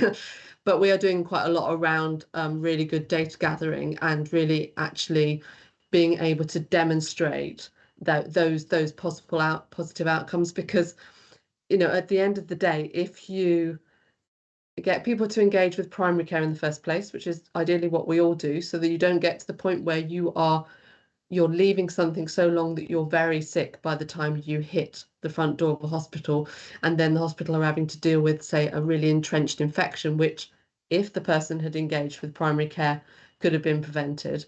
And then if you're avoiding that person from self-discharging because they're just not managing to engage with the care and going out and then coming back in, and then if you're making sure that care there's continuity outside, and then you've got a really good multidisciplinary offer in the community, which is creating that complete loop in and out and in and out, it's amazingly so much more cost effective to us as a council, to the NHS, to all of those organisations that are trying to work around these people. So I think the evidence is there, but we're working very hard to pull that together to show that this is not just good, holistic, patient-centred care, but it's also very good cost-effective care as well. And I think that you know, in the world that we're in now, it's that investor save type model that you have to really prove. So we're working very hard to do that as well. And just to say that it's all happening together in a sort of big wide project. And I just want to thank Elaine, and I just want to thank the officers that have been involved. As I say, commissioning, housing, everybody's been working really hard on this. And it is positive, and it's nice to present it, because I think it's good to show what's been going on in the background. So I just say thank you again for inviting us to come back and talk to you. Yes, thank you very much for a very enlightening update there. I mean, and it's a very difficult job you've got there, dealing with some very difficult clients. So thank you for all the work you do, and all those behind the scenes who we don't get to see at these meetings. So thank you very much. So if we just move on to the one of the portfolio holders, Councillor Rampton, would you like to give us your update? Yeah, thank you, Chair. And wow, how do I follow that? That was incredible, Councillor Allen, and thank you and well done for all the work that you do. So I'm just going to give a really quick update on the Proud to Care campaign, which I have mentioned before at this committee, but just got a little bit of good news on it. So I just wanted to share that with the committee. So members be aware of the shortages that we're experiencing in the care market, and that can create a backlog of people waiting for their packages of care. So we're supporting care provider recruitment. And there was I don't know if anybody saw the videos that were on. I might have mentioned it with the last committee, but there were several promotional videos which were on social media. And one in particular has had over 12,000 views, and then altogether about 150,000 interactions by people viewing the campaign online. So really, really great news. We're also providing financial support to providers who are recruiting from overseas, and that's been really successful. We've already got 1,000 extra hours in place, and we're supporting, continuing to support, so we can get another 40 posts in place. And we've got some new funding available from central government in the form of our winter discharge grant, which will help to support that. And we're also working with our NHS partners, of course, to support people out of hospital. And we've got £1.4 million, same as Dorset, to do that. The NHS has got 6.4 million, has to be spent before the end of March, unfortunately. But again, that will help with that discharge from hospital, which can often seem a bit of a blockage. So some really, really good news. If you do get a chance to go on social media and look at the Proud to Care campaign, and like it, one of the particular people who was videoed, Simon, he'd be absolutely delighted, and he did a great job, and as obviously his carers do every day. And it's just such an honour, really, I think, to be able to support people and help them in their own homes. And it's something which can be looked down upon, but it really is a worthwhile career. So the more we can do as members to promote that and encourage people to go into the care profession, the better. That's all I really wanted to say, Chair, unless there are any questions. Thank you. Any members got any questions for Councillor Rampton? Oh, we've got Councillor Devman. No, I just find it, from the point of view of having had to recruit from overseas myself with a care home, I really think it's sad that we still have to do it. I know we do have to do it. I think it's a good thing that we're managing to do it. But I really think, and as Councillor Rampton is saying, we really have to convince people that care, I mean, there must be a better word for it than care. It is a profession. it is worthwhile doing. The problem is it's low paid and people don't think much of it. And really, after all these years, we've never managed to turn that round. And I know Councillor Rampton would have tried. I certainly tried when I was in that position. And I certainly tried when I had to employ carers. And I just think, OK, fine, bring people in from overseas, but it's an indictment of our own workforce or the way we're treating carers. I don't know quite which. Sorry, that's a soapbox on which I usually perch. I'm sorry about that. No, you're quite right. I mean, it seems to be an ongoing thing now, isn't it? Trying to get the carers, recruiting them. It's been for a few years now that it's been sort of difficult. And the whole subject of social care generally. I mean, and I think it's very sad that this government has decided to push back on the social care, reviewing the social care, and sort of getting people into the care profession and paying them a reasonable wage. But Phil, did you want to come in there? You're quite right. The government has delayed or deferred the introduction of care reforms, but they have agreed that the money that they were setting aside for that will come down through the councils and health. So we've had notification. What we haven't got is the detail, and I would think that we need to come back to committee in our next meeting and just set out what that additional money is and what it's being used for. And will form part of the overall council budget for coming year. And if I can just add as well, Councillor Dedman's right that we've struggled for some years to generate both interest and that passion and wish for additional people to work in care. We've got people who stay in care and really do a great job, but it's a dwindling number. So on top of the overseas recruitment, there is some work going on with NHS Dorset, where we are looking to offer an approach which is it's not an apprenticeship, but it's like an apprenticeship where we will employ people through the NHS, but we'll give them a broader training package to move on into health and social care roles, so that it's in its infancy. It hasn't yet launched formally. It's just being recruited to, but I think, again, that's something that we can bring back to committee in the new year and explain what success and what progress has been made on that. And hopefully that starts to generate some more local interest for people to be encouraged in. And it is on a slightly enhanced rate for the period of time that they're in this this scholarship or programme. And I'm struggling to think of the exact words for it, because there is a description for the programme itself, but it could be the green shoots of us really starting to work together with health to offer a broad training offer, an employment offer that means that people can step off into different roles, whether that's in social care or health. Councillor Matthews, did you have a question? No, thanks, Chair. It's really a comment as much as anything. Firstly, apologies, I'm not with you tonight. I've got the lurgy, so hopefully you can hear me okay. But I just want to say I have watched the YouTube videos, Karen. I think they're great, because what they do is they really get across the point and how carers make a real difference. And I totally agree with everything that's been said about kind of raising the profile. To be a carer requires a certain set of skills, and it is a highly skilled job. And I just think I know of an issue recently where a carer was actually visiting a resident in my patch, somebody that I knew of, and the carer parked in the wrong place, and one of the neighbours came out and had a real go at the carer.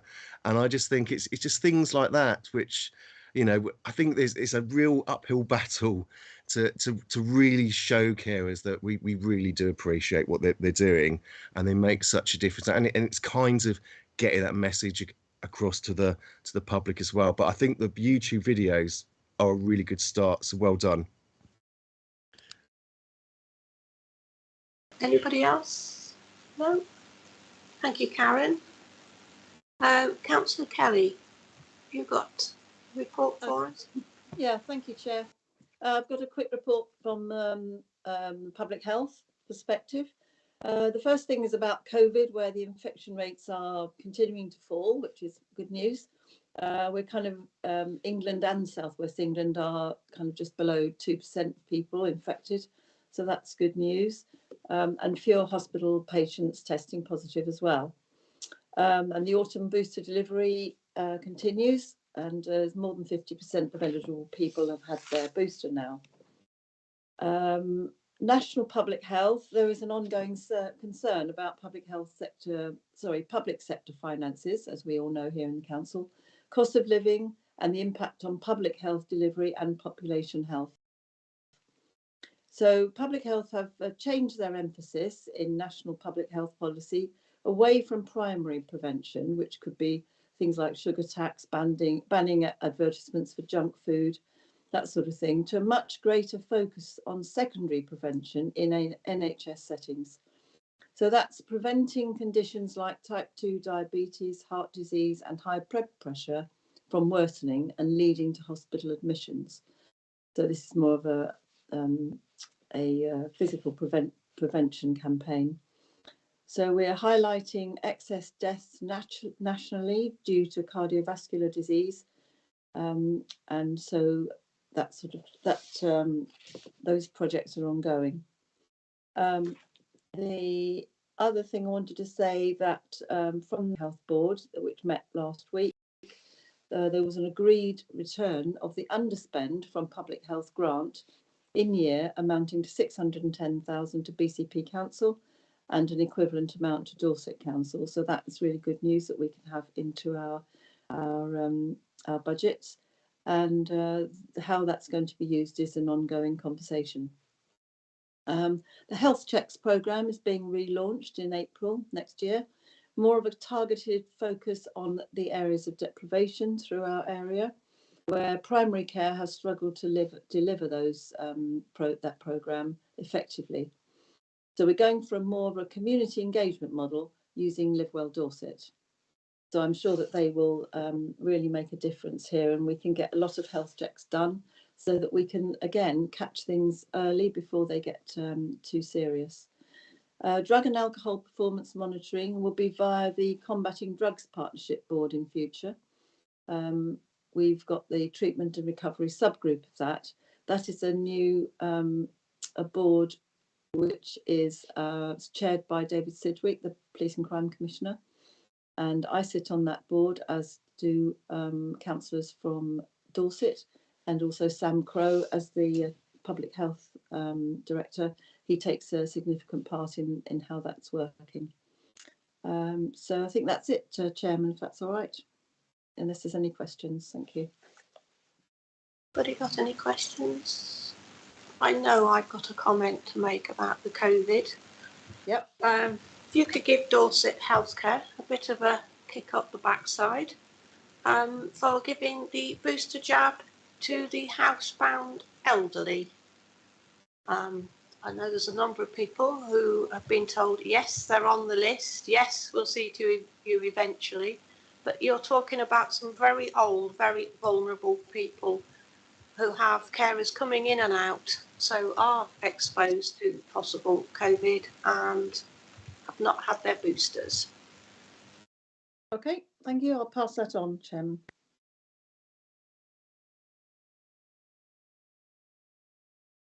Councillor Butler. I might have missed this, but can I just ask about younger people? Because what happened about ideas about younger people getting the vaccine? It was being discussed, but there were different ideas on that. Is there any update? No, not that I'm not sure exactly what the eligible age ranges are at the moment, but I can certainly find out, Councillor Butler, and get back to the group on that, the panel. That's all right. Yeah, that would be helpful, because some people think that young children, especially, you know, are, you know, it's not such a good idea. But I'd like to know. Thank you. Okay, thank you. Thank you. Anybody else? No. Thank you, Councillor Kelly. Okay, thank you very much, Chairman. Right, moving back to our agenda. Annual compliments, complaints and comments report. Have we got Nikki Mitchell, who will be Evening, everyone. Yes, Hello Chair. there. Hi. Good evening, everyone. Thank you. So I'm not going to read my report out. I'm going to share a short presentation with you with the key points from it. So please let me know if you can or can't see this. Can everyone see that? Yes, we can. Thank you. Great, thank you. So I'm Nikki Mitchell, the Team Manager for Quality Assurance, Adult Social Care Services, and one of my teams manages the statutory complaints process.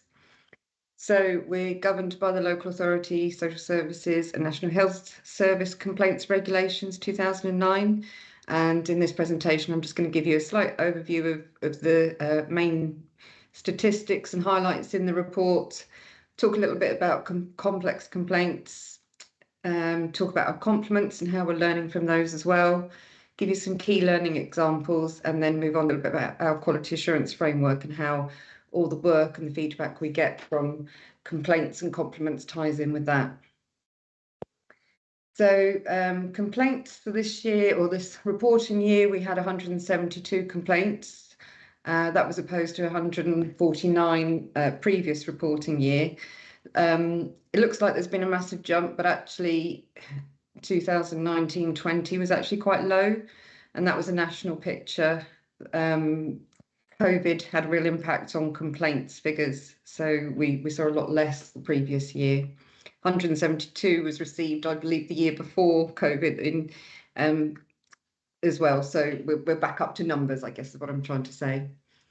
We've also dealt with 110 individual concerns and general inquiries outside of the complaints process, and we're operationally we're offering more support to people to try and resolve issues or problems before they reach the stage of a complaint.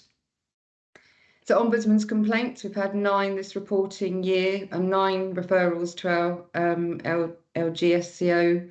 There was a 10 the previous year and 13 in 1920. So our numbers are coming down there.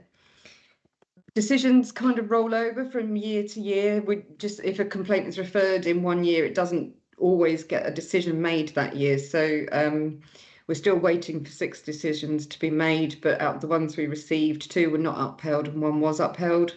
We're doing quite a lot of work to make sure that our complaint responses are really thorough to try and avoid Ombudsman referrals. The common complaint themes, communication and perceived standard of service and professional practice. So that might be around having a difficult conversation with someone, communication in terms of maybe people waiting for phone calls or expecting communication and not receiving it. Finance and charging generally is in our top 3. There's and decisions around assessment or eligibility, as well as our eligibility criteria has got tighter than we do receive a number of complaints around that.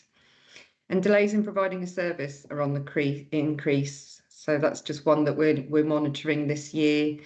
And there's work going on around how we can speed up. And as Councillor Rampton was saying, the Proud to Care campaign. So we've got more carers in place. So once assessments are done, packages of care could be put in quicker and so on. Also really important to note that compliments. So we received 232 compliments and messages of thanks and appreciation this year compared to 172 complaints. And it's always really important that we focus on that as well. Moving on, so I just wanted to touch really on the complexity of complaints. It is something that's been noted by our regional complaints managers group as well, and it is a national picture.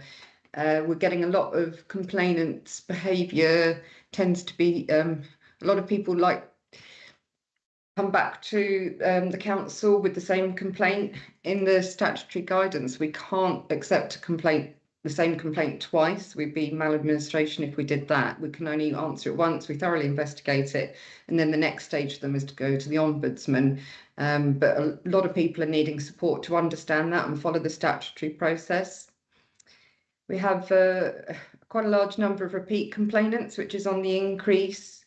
And additionally, other complaints require further support to prevent the process from becoming protracted. Like I say, people come back with the same complaint, which we can't answer, or they might go to a different person for a different view on the same complaint.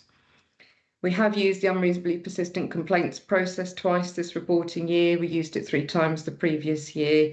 It is something that we're having to do more often, or we put a communication plan in place which helps people understand how we will manage their contact if it's disproportionate, if we're spending a lot of time with one complainant and not being able to spend time with others. We do sort of offer a single point of contact because that can help them sort of get the answers that they need, and we manage their contact clearly. Learning from compliments. So this year, this reporting year, something that we've really tried to focus on is theming our compliments as well as our complaints. And you can see there 120 compliments were around workers having a kind manner, their professional practice, that their approach was really understanding, compassionate. 50 of those compliments cited better outcomes for people. So we received compliments around workers putting in packages of care or putting in support services that allow people to be more independent for longer. They may have found a care home that they were really struggling to choose which care home, so they've had some great support to choose the one that was right for them. Good communication, good information, advice and guidance, lots of compliments around really knowledgeable social care staff guiding people in making decisions about their care. 16 people said they really felt heard and listened to. 10 quality of work, and there's also been some recorded positive outcomes and conversations around finances too. So how we use this to learn, so we are planning to go back to staff. I was looking at the statistics this morning, and there are key members of staff that might receive 3, 4, even 5 compliments every year. So it's about going back to those staff that get these repeat compliments, about going back to the teams that really stand out and looking at the way that they work. What are they doing differently to other teams? How are they communicating? We're going to share those good news stories in staff newsletters. We're doing learning webinars. So we've got one next week, in fact, where we will talk about learning from our complaints and our compliments to share with people what works well. And also case tracking as well, looking at things that have gone really well and tracking that case and showcasing what's happened. And just an example there was one compliment where the social worker took time to listen to the person, reassured them that the decision, about the decisions that they were making, kept them informed through the whole process, so they were reassured, and really respected the fact that this person was really independent and really listened to what they needed. So some key points of learning, this is from our complaints. So conversations about charging for services. So we had an ombudsman referral and another complaint around people feeling that they weren't informed that they might have to contribute to the cost of their care at the beginning of their contact with us. So we have looked at that. We've included training for social care practitioners around this, and we've got a new charging declaration form.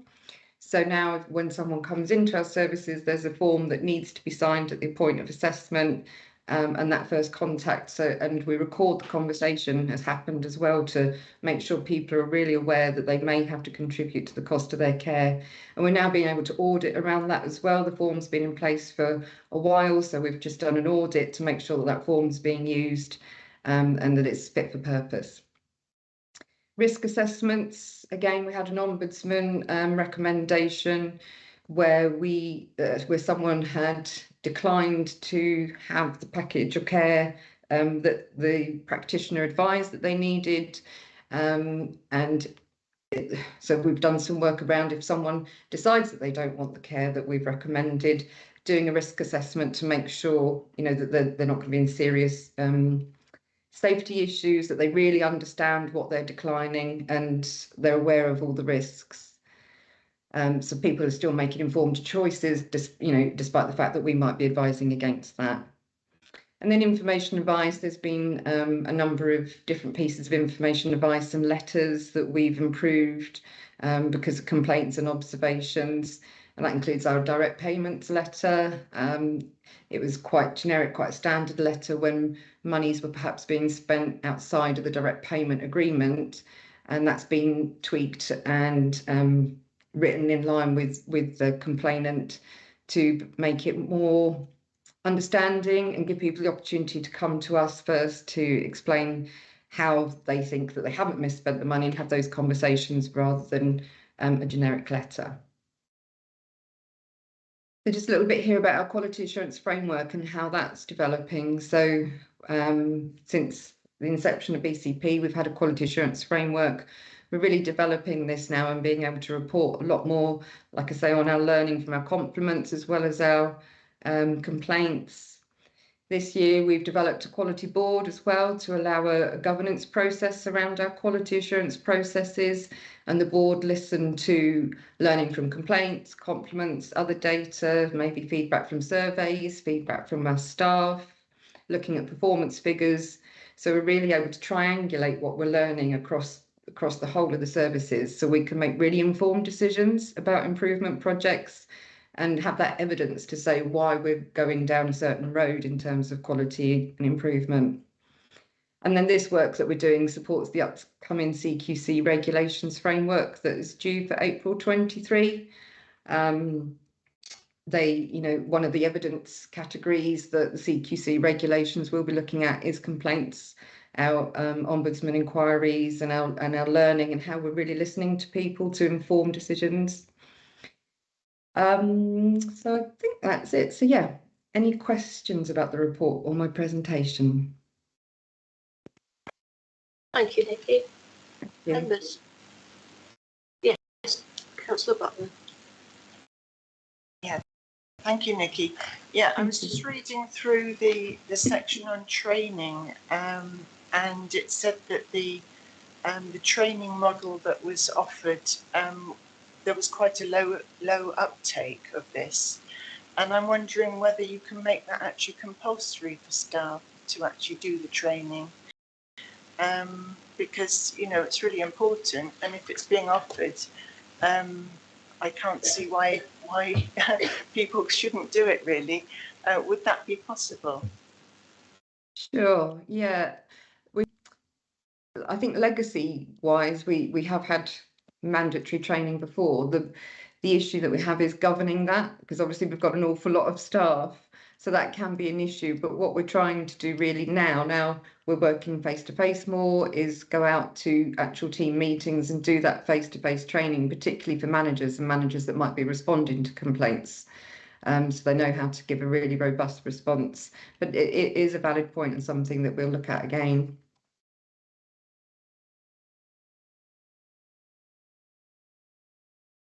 Sorry, can I ask another question? Sure. About the complaints procedure? You listed a very useful sheet of the different parts to the procedure. Is that actually given to all service users and all carers at the outset, so that they know what's involved at what level? Because it goes through a process, doesn't it? Sure, yeah.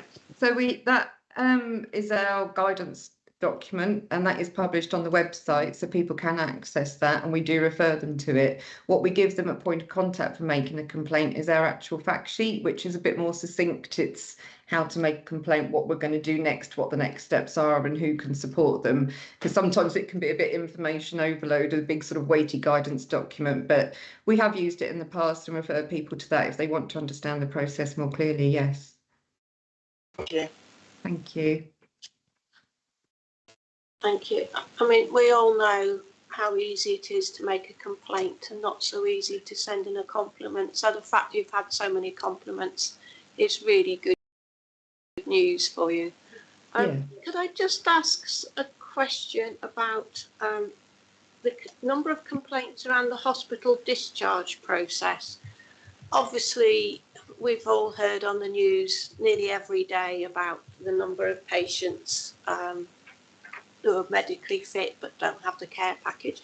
Is this referring to the lack of care for them when they come out? Are there other reasons why there are complaints about the hospital discharge process?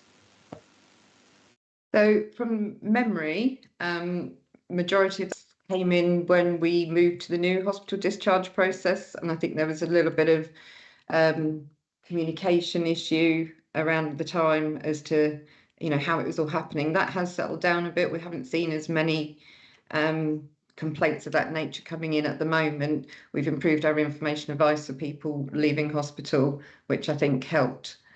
So yeah, Betty, I don't know whether you want to add anything to that.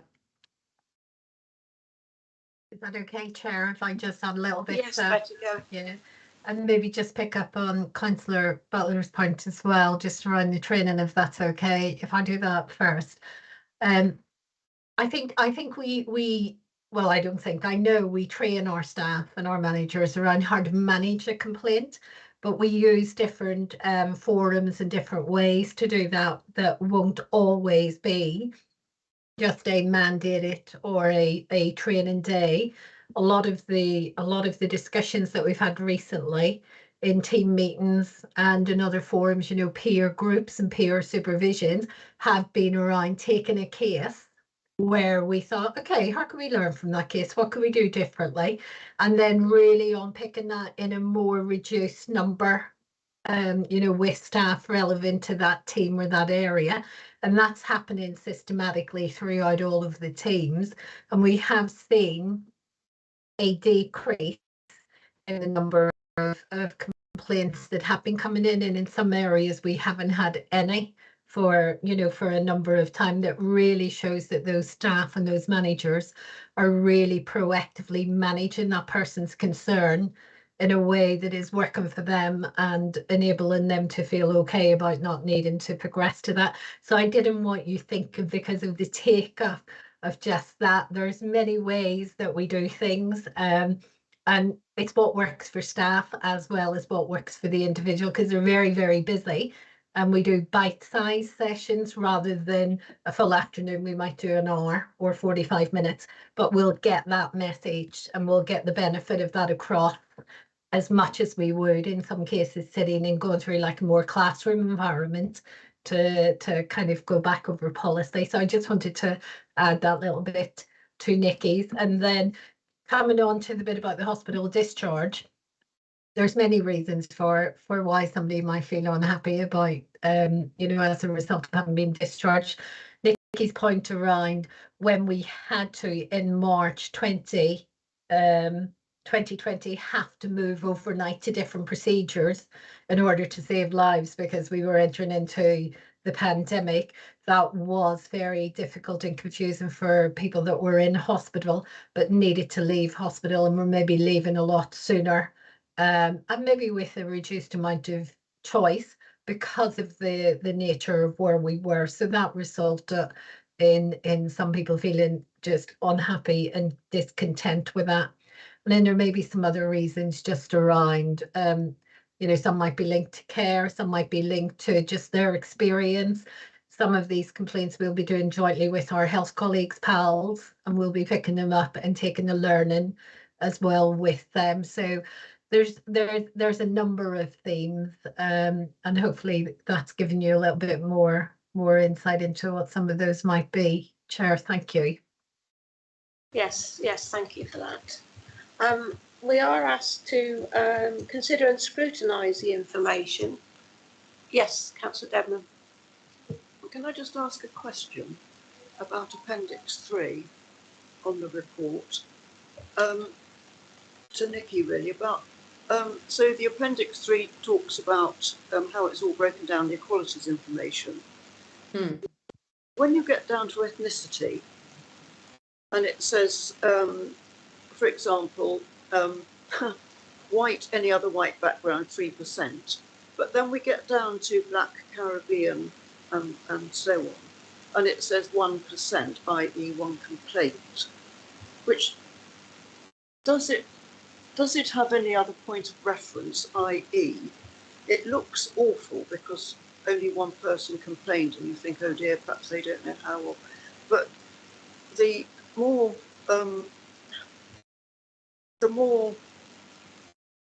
bit that's relevant is how many of that ethnic group are actually in our BCP area. you see what I mean? It sort of proportionally it makes you think. What made me think when I read it, my goodness, you know, poor them. We're not getting to them.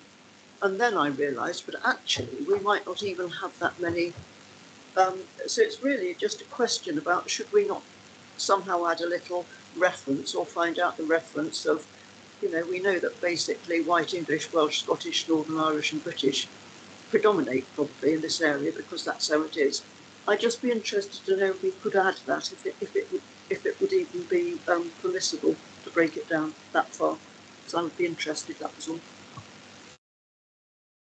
Yes, absolutely. It's a fair point, and because it is proportionate, and you're right. We probably have a lesser population of ethnic minorities that we do serve, so that would make sense to put that in there. We can look at doing that next time. But just as an aside to that, we do a lot of engagement with Dorset Race Equality Council, and we attend their champions meetings to promote adult social care services and also try and improve that engagement and what that relationship with people is about, building up that trust so they trust our services and do trust that they can complain to us if they have an issue. So yeah, we do attend their meetings, and we've been to some of their engagement events too. So thank you. Yeah, can I just say, yes, I wasn't feeling, when I first read it, I did think, oh crumbs, perhaps we aren't getting through, and then I realised that it isn't anything to do with that. I do know that we do take that very seriously. Thanks. Sure. Thank you. Thank you, Councillor Devon. No, I mean, I'm just going on to our second recommendation. It said, committee consider any actions or issues for inclusion in the forward plan. So there you go, you've put one in there for them. Has anybody else got any comments on that? No, if you do have, either contact Nikki directly or send them to me or Democratic Services and I can send them on there. So, okay. Thank you very much, Nikki, for that. Brilliant, thank you. Thank you. So if we move on to Adult Social Care Contact Centre, Tim Branson. Evening, Chair. Evening, everybody. I'll Hello, just Tim. make sure my camera's Can't on. see Yeah, there we your go. face, Yeah, but we can hear hopefully you. Can now. Is that okay? Hopefully you can see me now. Yes, can see you now. Thank you. Really good. Okay, so share my screen. I've got a short presentation that I'll just take you through.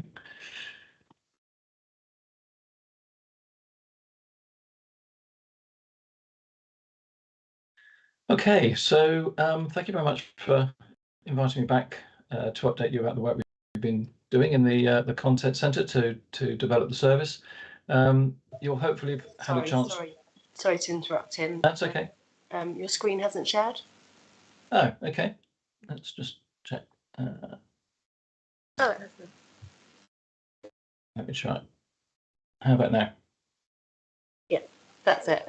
Lovely. Thank you for letting me know. So yeah, thanks for inviting me. I'll just work on the assumption that you've had a chance to read the paper for this item. So I'll just take you through some of the main points, and I'll finish with a couple of examples of stories from people we've supported recently. So just a very quick recap. The Adult Social Care Contact Centre was established as a single point of contact for adult social care across BCP in October 2020. The vast majority of contacts come from phone calls and emails. The sources of contact tend to come from individuals either calling about themselves or a person that they care for, or it might be from different professionals within the council, such as colleagues in housing or communities, or indeed from partner agencies outside, such as NHS Dorset and the police, South West Ambulance, that sort of thing. The calls can be very diverse, so it could be a simple call for information and advice, or it might be a request for a Mental Health Act assessment or a safeguarding concern, as Sian was talking about earlier. It could be someone feeling suicidal, or it could be a carer needing support, and all sorts of other things as well. So all points in between, really. So since we last presented to committee, I think it was May 2021, just to highlight a few things that have sort of progressed really, we appointed a contact centre manager on a permanent basis in February this year, which has been really great for sort of giving some consistency to the team. We've been working very closely, again, since probably about the springtime, April, May time, with Community Action Network, and we've got a community sector pathway coordinator actually embedded now within the contact centre, and the person that's performing that role has been really helpful for a lot of our staff in making those connections for people with things that are going on in their communities that actually are probably a more appropriate form of support for them than some of the, the traditional services that we might have commissioned and they might have to actually pay for. So that's worked really well. We've recruited a specialist occupational therapist focused specifically on personalised housing adaptation assessments. So this is where particularly tenants who maybe have health or social care needs or disabilities need a specific assessment in terms of potential adaptations that are needed for their next property. And we've again found some really useful input from having a specialist occupational therapist jointly funded actually with colleagues from housing, and it's on a trial basis at the moment, but we're, I think, very keen to make sure that continues once that trial comes to an end, which I think will be in the summer of next year. We've introduced a telephony system that plugs into Microsoft Teams, which is obviously our main telephony system, but Anywhere 365 gives us more information than we've had previously. So particularly when we went into lockdown, all the phone systems and that everybody started working from home, we didn't have the access to data that we traditionally had several years ago. And so we went through quite a long period where we had a gap, not really being able to sort of drill down on the data that we needed to sort of evidence how well or how differently we needed to be doing things. So the Anywhere 365 system, although it hasn't completely rolled out yet, there's various elements of functionality, so it's kind of being rolled out in stages. It does give us access now to much more data than we had previously. It's reinstated things like the abilities to record calls as a matter of course, so that we can look back at those for quality assurance purposes and for sort of training, that kind of thing. So that's really good. There are some further elements to it, things like call classification, which we haven't got at the moment, but we will hopefully have as the next iteration of the system is kind of rolled out. And then we've been focusing very much on our sort of strengths-based practice, and I'll talk a little bit more about that shortly. But yeah, we've basically been through the contact centre working with colleagues who have been helping us to sort of implement a change model, which is developing our strengths-based practice. So then in terms of what we've got coming up for the year ahead, we still need to do some further sort of service harmonisation of our back office functions. So outwardly, we certainly have a pretty much a unified sort of approach now, but there are still legacy systems in the background that obviously we still need to harmonise. That will, I think, in turn increase our effectiveness and our efficiency. So looking forward to getting through to that. We will be starting fairly early in the new year, going through a service redesign exercise in common with many other departments within the council, and that's really sort of looking to align us with the council's target operating model in terms of making sure that we're offering as much opportunity for people to transact with us digitally, but making sure that we then reserve enough capacity to support those people who can't interact with us in that way and who need either a phone call or more personal interaction with our colleagues. We'll be completing the transfer of My Life, My Care, which is the sort of database, online database where people can find out information about the support that's available in their area. That content is actually transferring back onto the BCP website, and there will then be a further review of that in terms of the online advice and information that we provide again later in the year. We're just at the start of exploring the use of integrated NHS personal budgets, and it's something that, again, it links with some of the strengths-based work that we're doing, and I'll talk about it shortly. But it's a way of making sure that payments can be made to individuals to support either them leaving hospital in a more sort of timely fashion or avoiding admission to hospital in the first place. So there's a real key interest, obviously, in making sure that those work. And then lastly, we've had some quite good success recently with some physiotherapy student placements at the contact centre.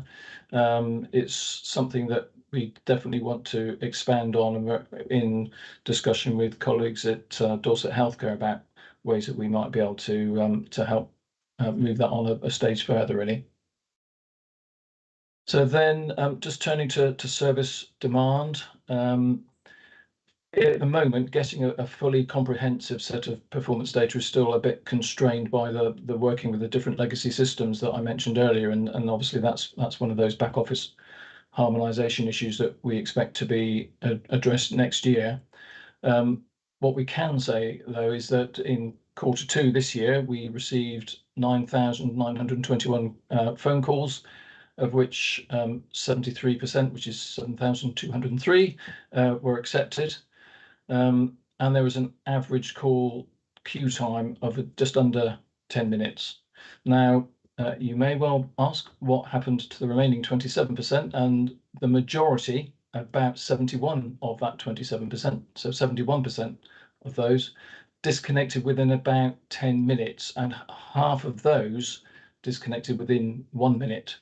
But that clearly still leaves, almost a quarter of calls disconnecting somewhere between sort of 10 minutes and, in exceptional instances, perhaps nearer to sort of 50 minutes. So clearly one of our priorities for the coming year is to find ways of improving on that performance, and obviously managing to do that within our existing resources.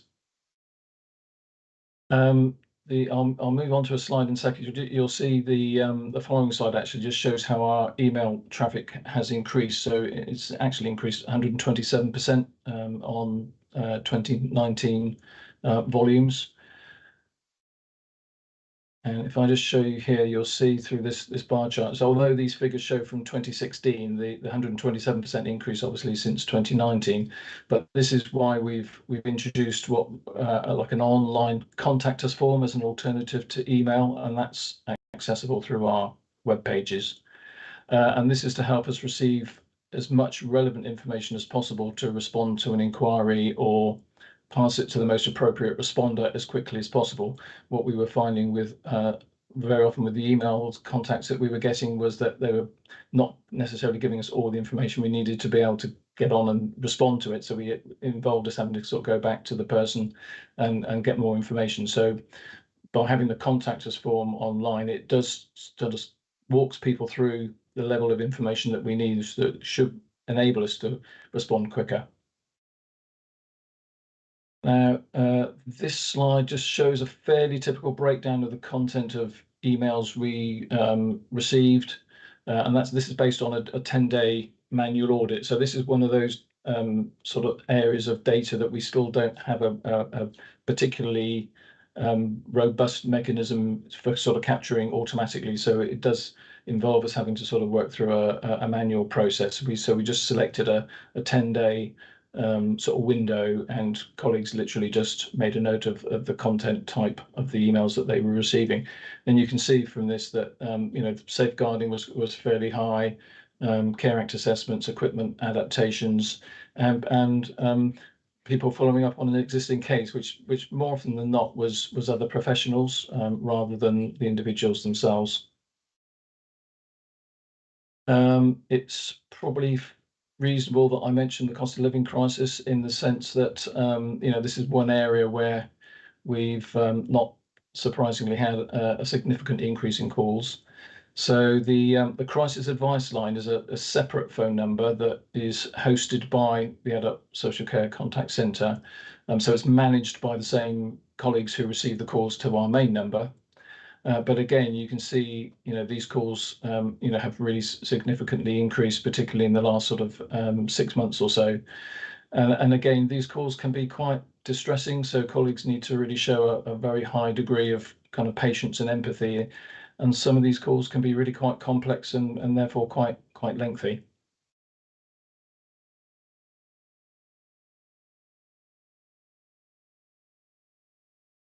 Just trying to move my next slide. So one of the areas I was asked to focus on for this update was the work we've been doing since February this year on developing our strengths-based practice. And we've been working with an organisation called Partners for Change to design our bespoke version of an implementation of what's called the 3 conversations model. Other strengths-based models are available, by the way. The model is based on a set of principles that underpin these 3 conversations that you can see on the screen. But very simply, they treat people as people, and aims to connect people with the right support as early as possible, not treating them like sort of widgets in a process or a sorting office being pushed around from one waiting list to another whilst they continue to get no help at all, or find that their problems are getting worse. So the 3 conversations, basically, conversation 1 is kind of the preventative type of conversation. So it's really about listening very hard to individuals, really getting to understand what matters most to them, and then enabling them to connect to the resources either in their community or within their family or their own private networks that will just enable them to get on with living the life that they want to do as independently as possible. The second conversation is really talking about where we come across people who are already in a crisis situation. So it's a question of what can we do quickly and responsibly to sort of help them get back on an even keel, get over that particular crisis, stick with them whilst they're in that crisis, and make sure we're with them right the way through it and out the other side. Making sure again that we're bringing in the right professionals, not passing them off to somebody else or referring them on to another professional. If needs be, we will bring those professionals into us rather than the other way around.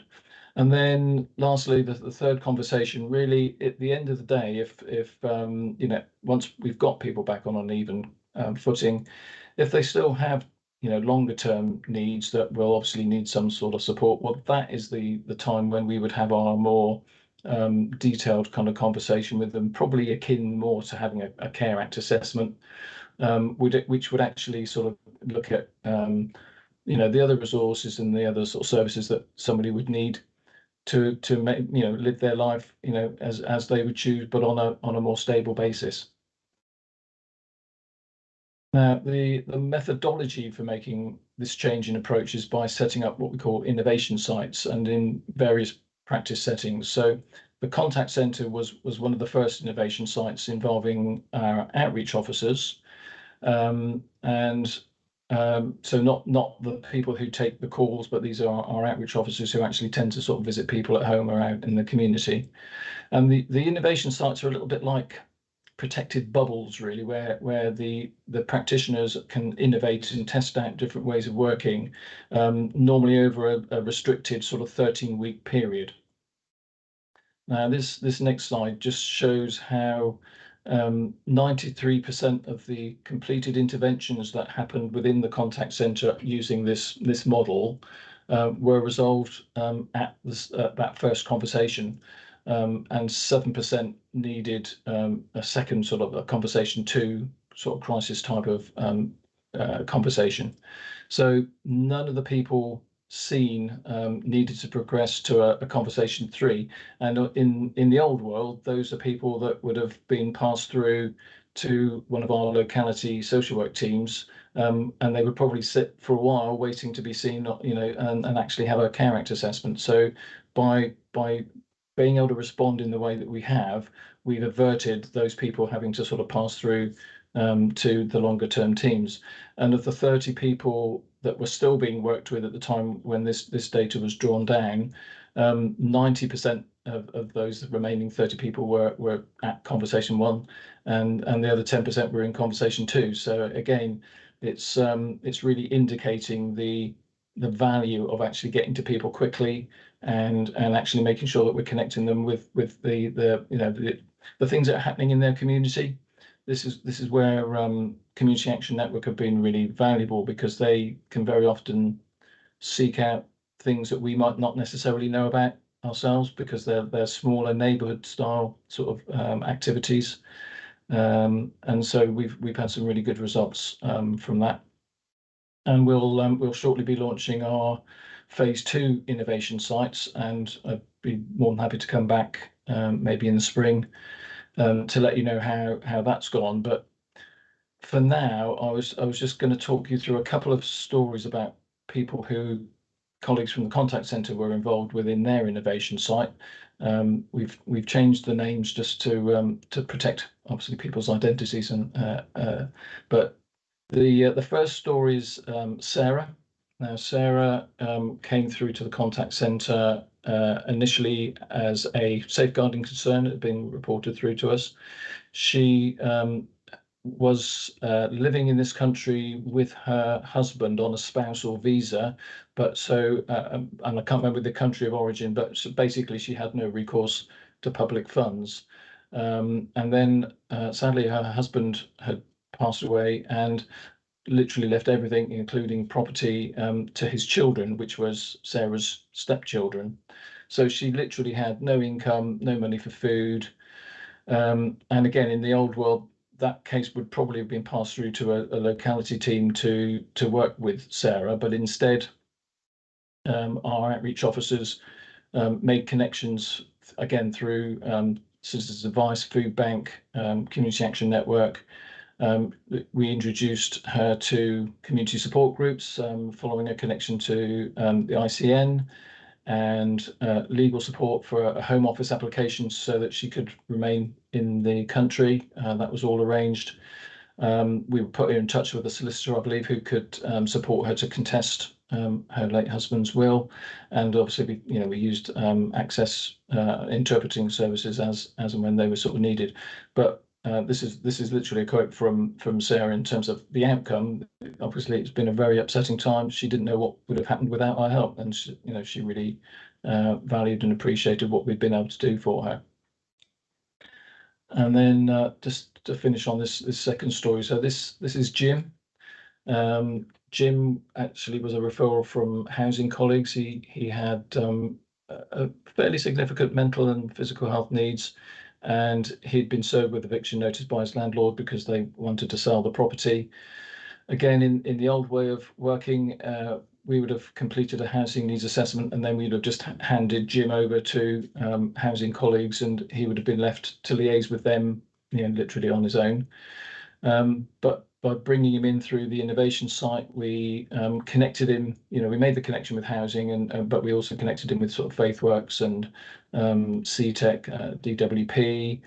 We supported him through the whole eviction process. We made sure that the medical evidence that was needed to make sure he was on the correct housing band, that was supplied. We supported with him sort of working with the DWP so that he avoided benefit sanctions. I think he's really struggled because of his physical and mental health in terms of attending appointments, that kind of thing. So that was really useful. We helped him into new emergency accommodation and made sure that his possessions were sort of safely stored.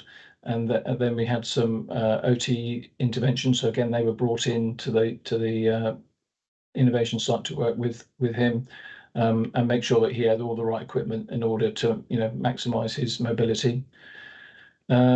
And of course, throughout all of that, he just had that one worker who was stuck with him like glue to support him, with all his anxieties and all the concerns and difficulties that he had. And the situation now is that he's in the process of bidding for a long-term property. you know, his anxiety and his mental health and physical health have definitely sort of improved.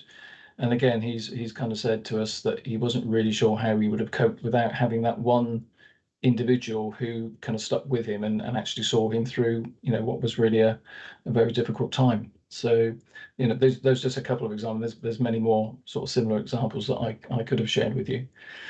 So, okay, that's kind of brought me to the end. I'm happy to take any questions if anybody has any. Thank you, Tim. Open up to the members. Any questions? Well, I'll just ask a quick one if that's all right. I probably, if I'd rung the number, would probably better answer this myself, but I haven't rung your number. So I just wanted, when you said that people are hanging up, are they told what number, how many people are ahead of them in the queue? Yes, they are. So so there is a recorded message for anybody who's and that message gets replayed several times, and they do. I think it will tell you if there's more than up to seven people in front of you, so you'll get a position of where you are in the queue. We also, again, sort of remind people that there is information available on our web pages. So if they feel that it's a fairly simple inquiry, they may well decide to ring off at that point and access the information online. And of course, what we can't tell is how many of those people have actually done that. And again, the other thing that we can't always or we can't easily tell, I don't think, is that where those people have rung off, say within a minute or so, they might well have rung back a little bit later in the day and been successfully dealt with. So. Thank you. Do you also say to them that you can contact us via email and give the email address and ask for as much information as possible, and someone will get back to you? Is that given as an automatic sort of message?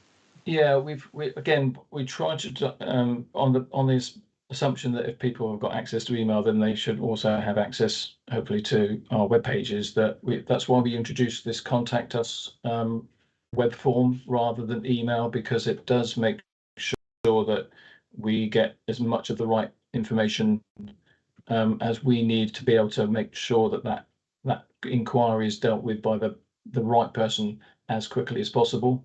And what we were finding, particularly with the volume of emails, as you could see there that were coming through, the more that those emails lack the information we need, the more we have to go back, and then you're very often waiting for those responses to come back, and that can just literally really prolong the ultimate, the end response really that the person gets. So it's something that I think we're still developing, and I think people are still getting used to it, but we're gradually encouraging people to kind of try and switch from using email to using the online form. Thank you for that. I know that doctors do that, don't they? Sort of, they have a consult form and ask the information, and then whatever you put in, it then drops into something else, and they've got much more information, and then it can go to the right person to contact you with whatever your first question was. Councillor Evans. Thank you. Yes, I just wanted to say thank you to Tim and his team, because I think they've done an amazing job with this. The demand is increasing, it continues to increase, and I think if this system hadn't been put in place, we literally would be unable to meet it. I love those case studies. They were just really positive highlight of how much difference doing things well can make to people at really difficult times in their lives.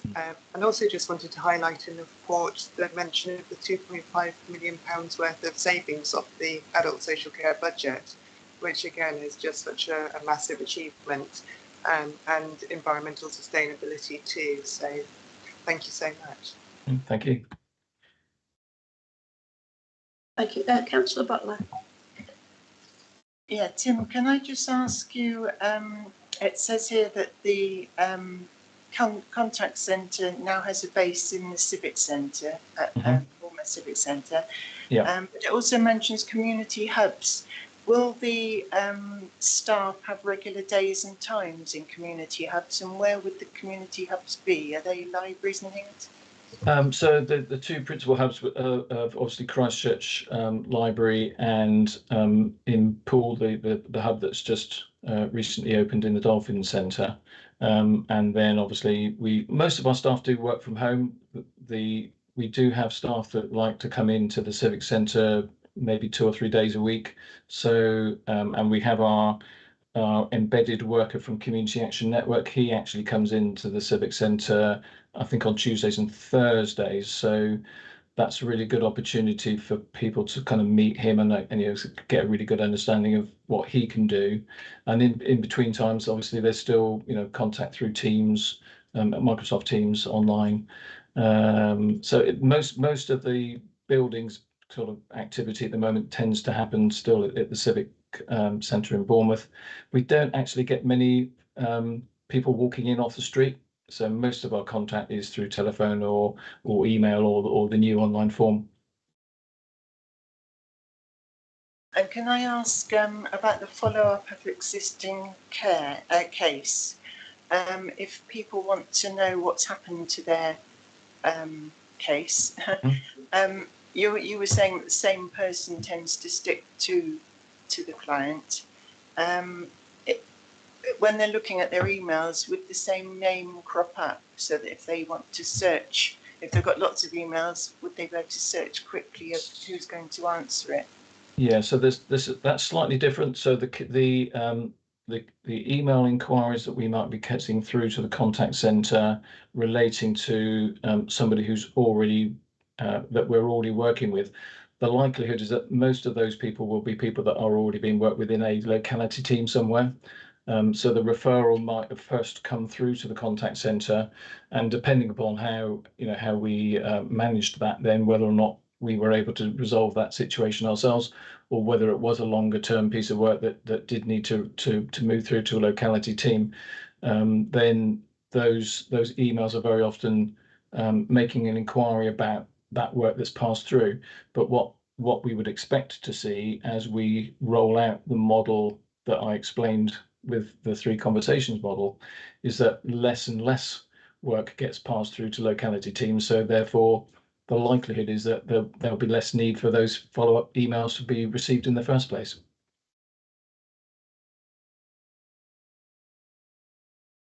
Thank you.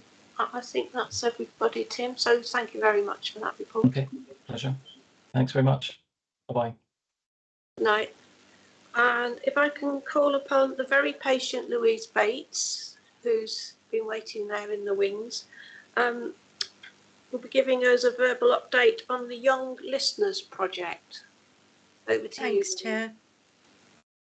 Thank you for inviting me to come along and update on this. You remember ago, I came along with a couple of the young listeners and they gave you a presentation on the work that they've been doing. So we had supported 11 young volunteers to work with us and carry out this peer-led engagement project where they went out and spoke to 70 young people. This was last summer. And to find out what young people think about health and care services across Dorset. And the main recommendations that came out of that report were around clearer communication.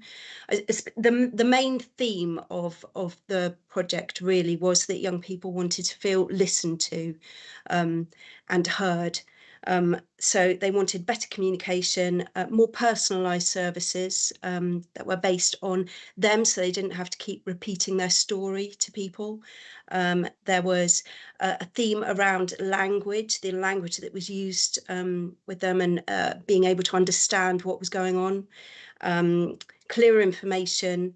There was a recommendation about staff training and awareness, and also a recommendation around waiting times and funding for young people's health and care services.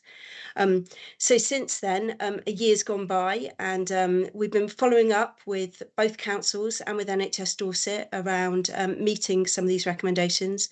Actually, I had a meeting just a couple of weeks ago with Dorset Council, where they shared some of the changes that they made to their systems. So We had some involvement in the Ofsted inspections. Ofsted inspectors spoke to us and the young listeners about their report and used some of those recommendations in the inspections that they carried out at BCP and at Dorset Council. We have been meeting with NHS Dorset and with both the councils in between to look at where changes have been made to services. So particularly around things like communication, information that goes out, having kind of clearer language being used. And in both BCP and Dorset SEND, special educational needs offers have been informed by the Young Listeners report, which is really positive. I think probably the main thing that I've noticed that's changed since the report came out is a difference in the way services want to listen to young people and involve them in services. So we've got, you'll all know about the 100 conversations that are going on at the moment that will inform the new integrated care system. So going out and listening to people's stories, people talking about their lives, and how health and care services can be improved to improve people's lives, really. And the next stage of those 100 conversations is going to be around young people being trained to go and talk to other young people, which is a really positive outcome from the Young Listeners project.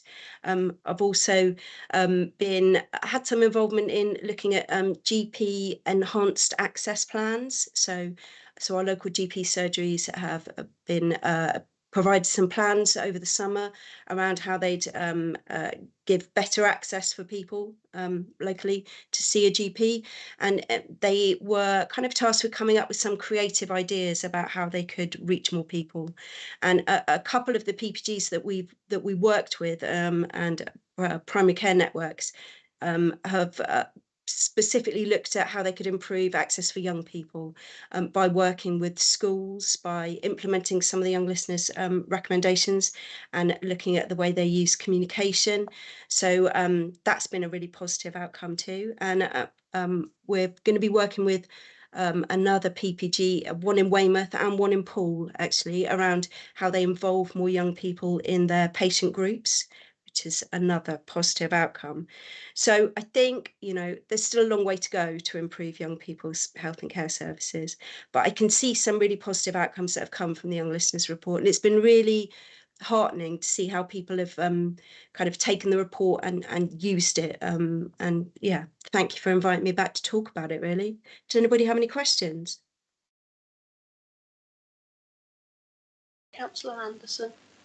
Thank you. Very interesting. What is the age group that you're dealing with? Sorry, I'm new to the panel.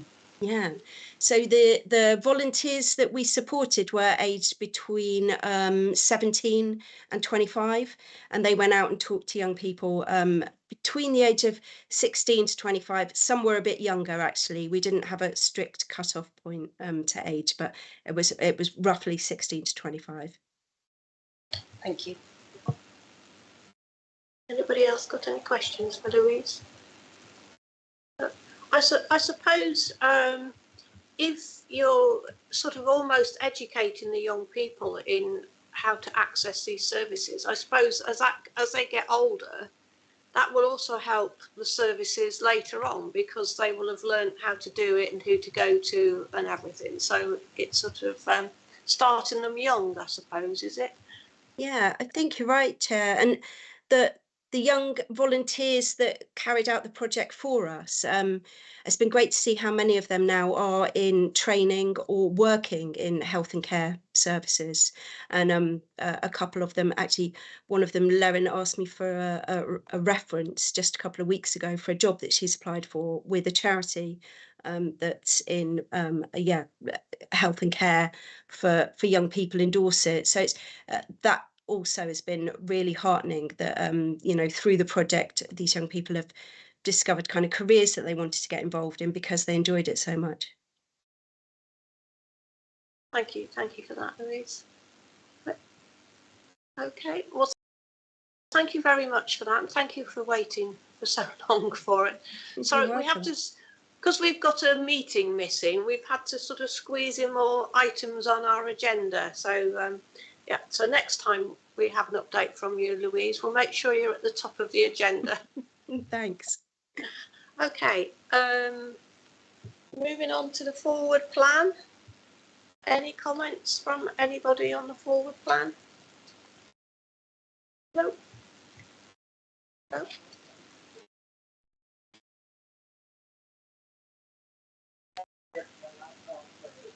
Wasn't there something that was going to be added from Councillor Dedman's comment today? Is that not on the forward plan? Or was that just on that part? On that particular part? Okay. Okay, thank you. Okay, well, thank you for that. So, Councillor Butler. Sorry, I was just going to comment on the winter plan. It said briefing note to be sent out early December.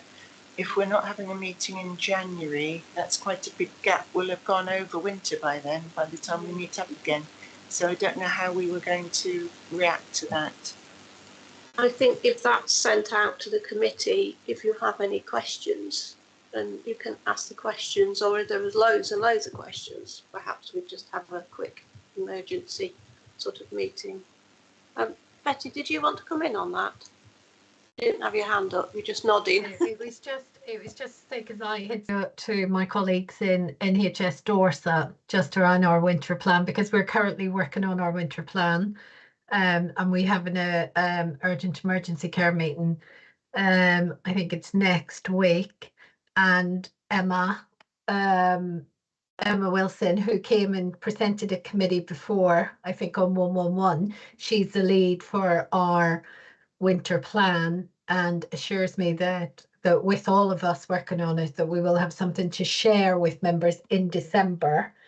And you know, very happy to send that to both chairs who will then be able to share that, and very happy to take any questions back to my colleagues, or to answer any that are in respect of us in adult care. Councillor Butler. Thank you. Thank you, Betty. I mean, we have had a couple of reports sent to us today. One of us on the memory assessment service update.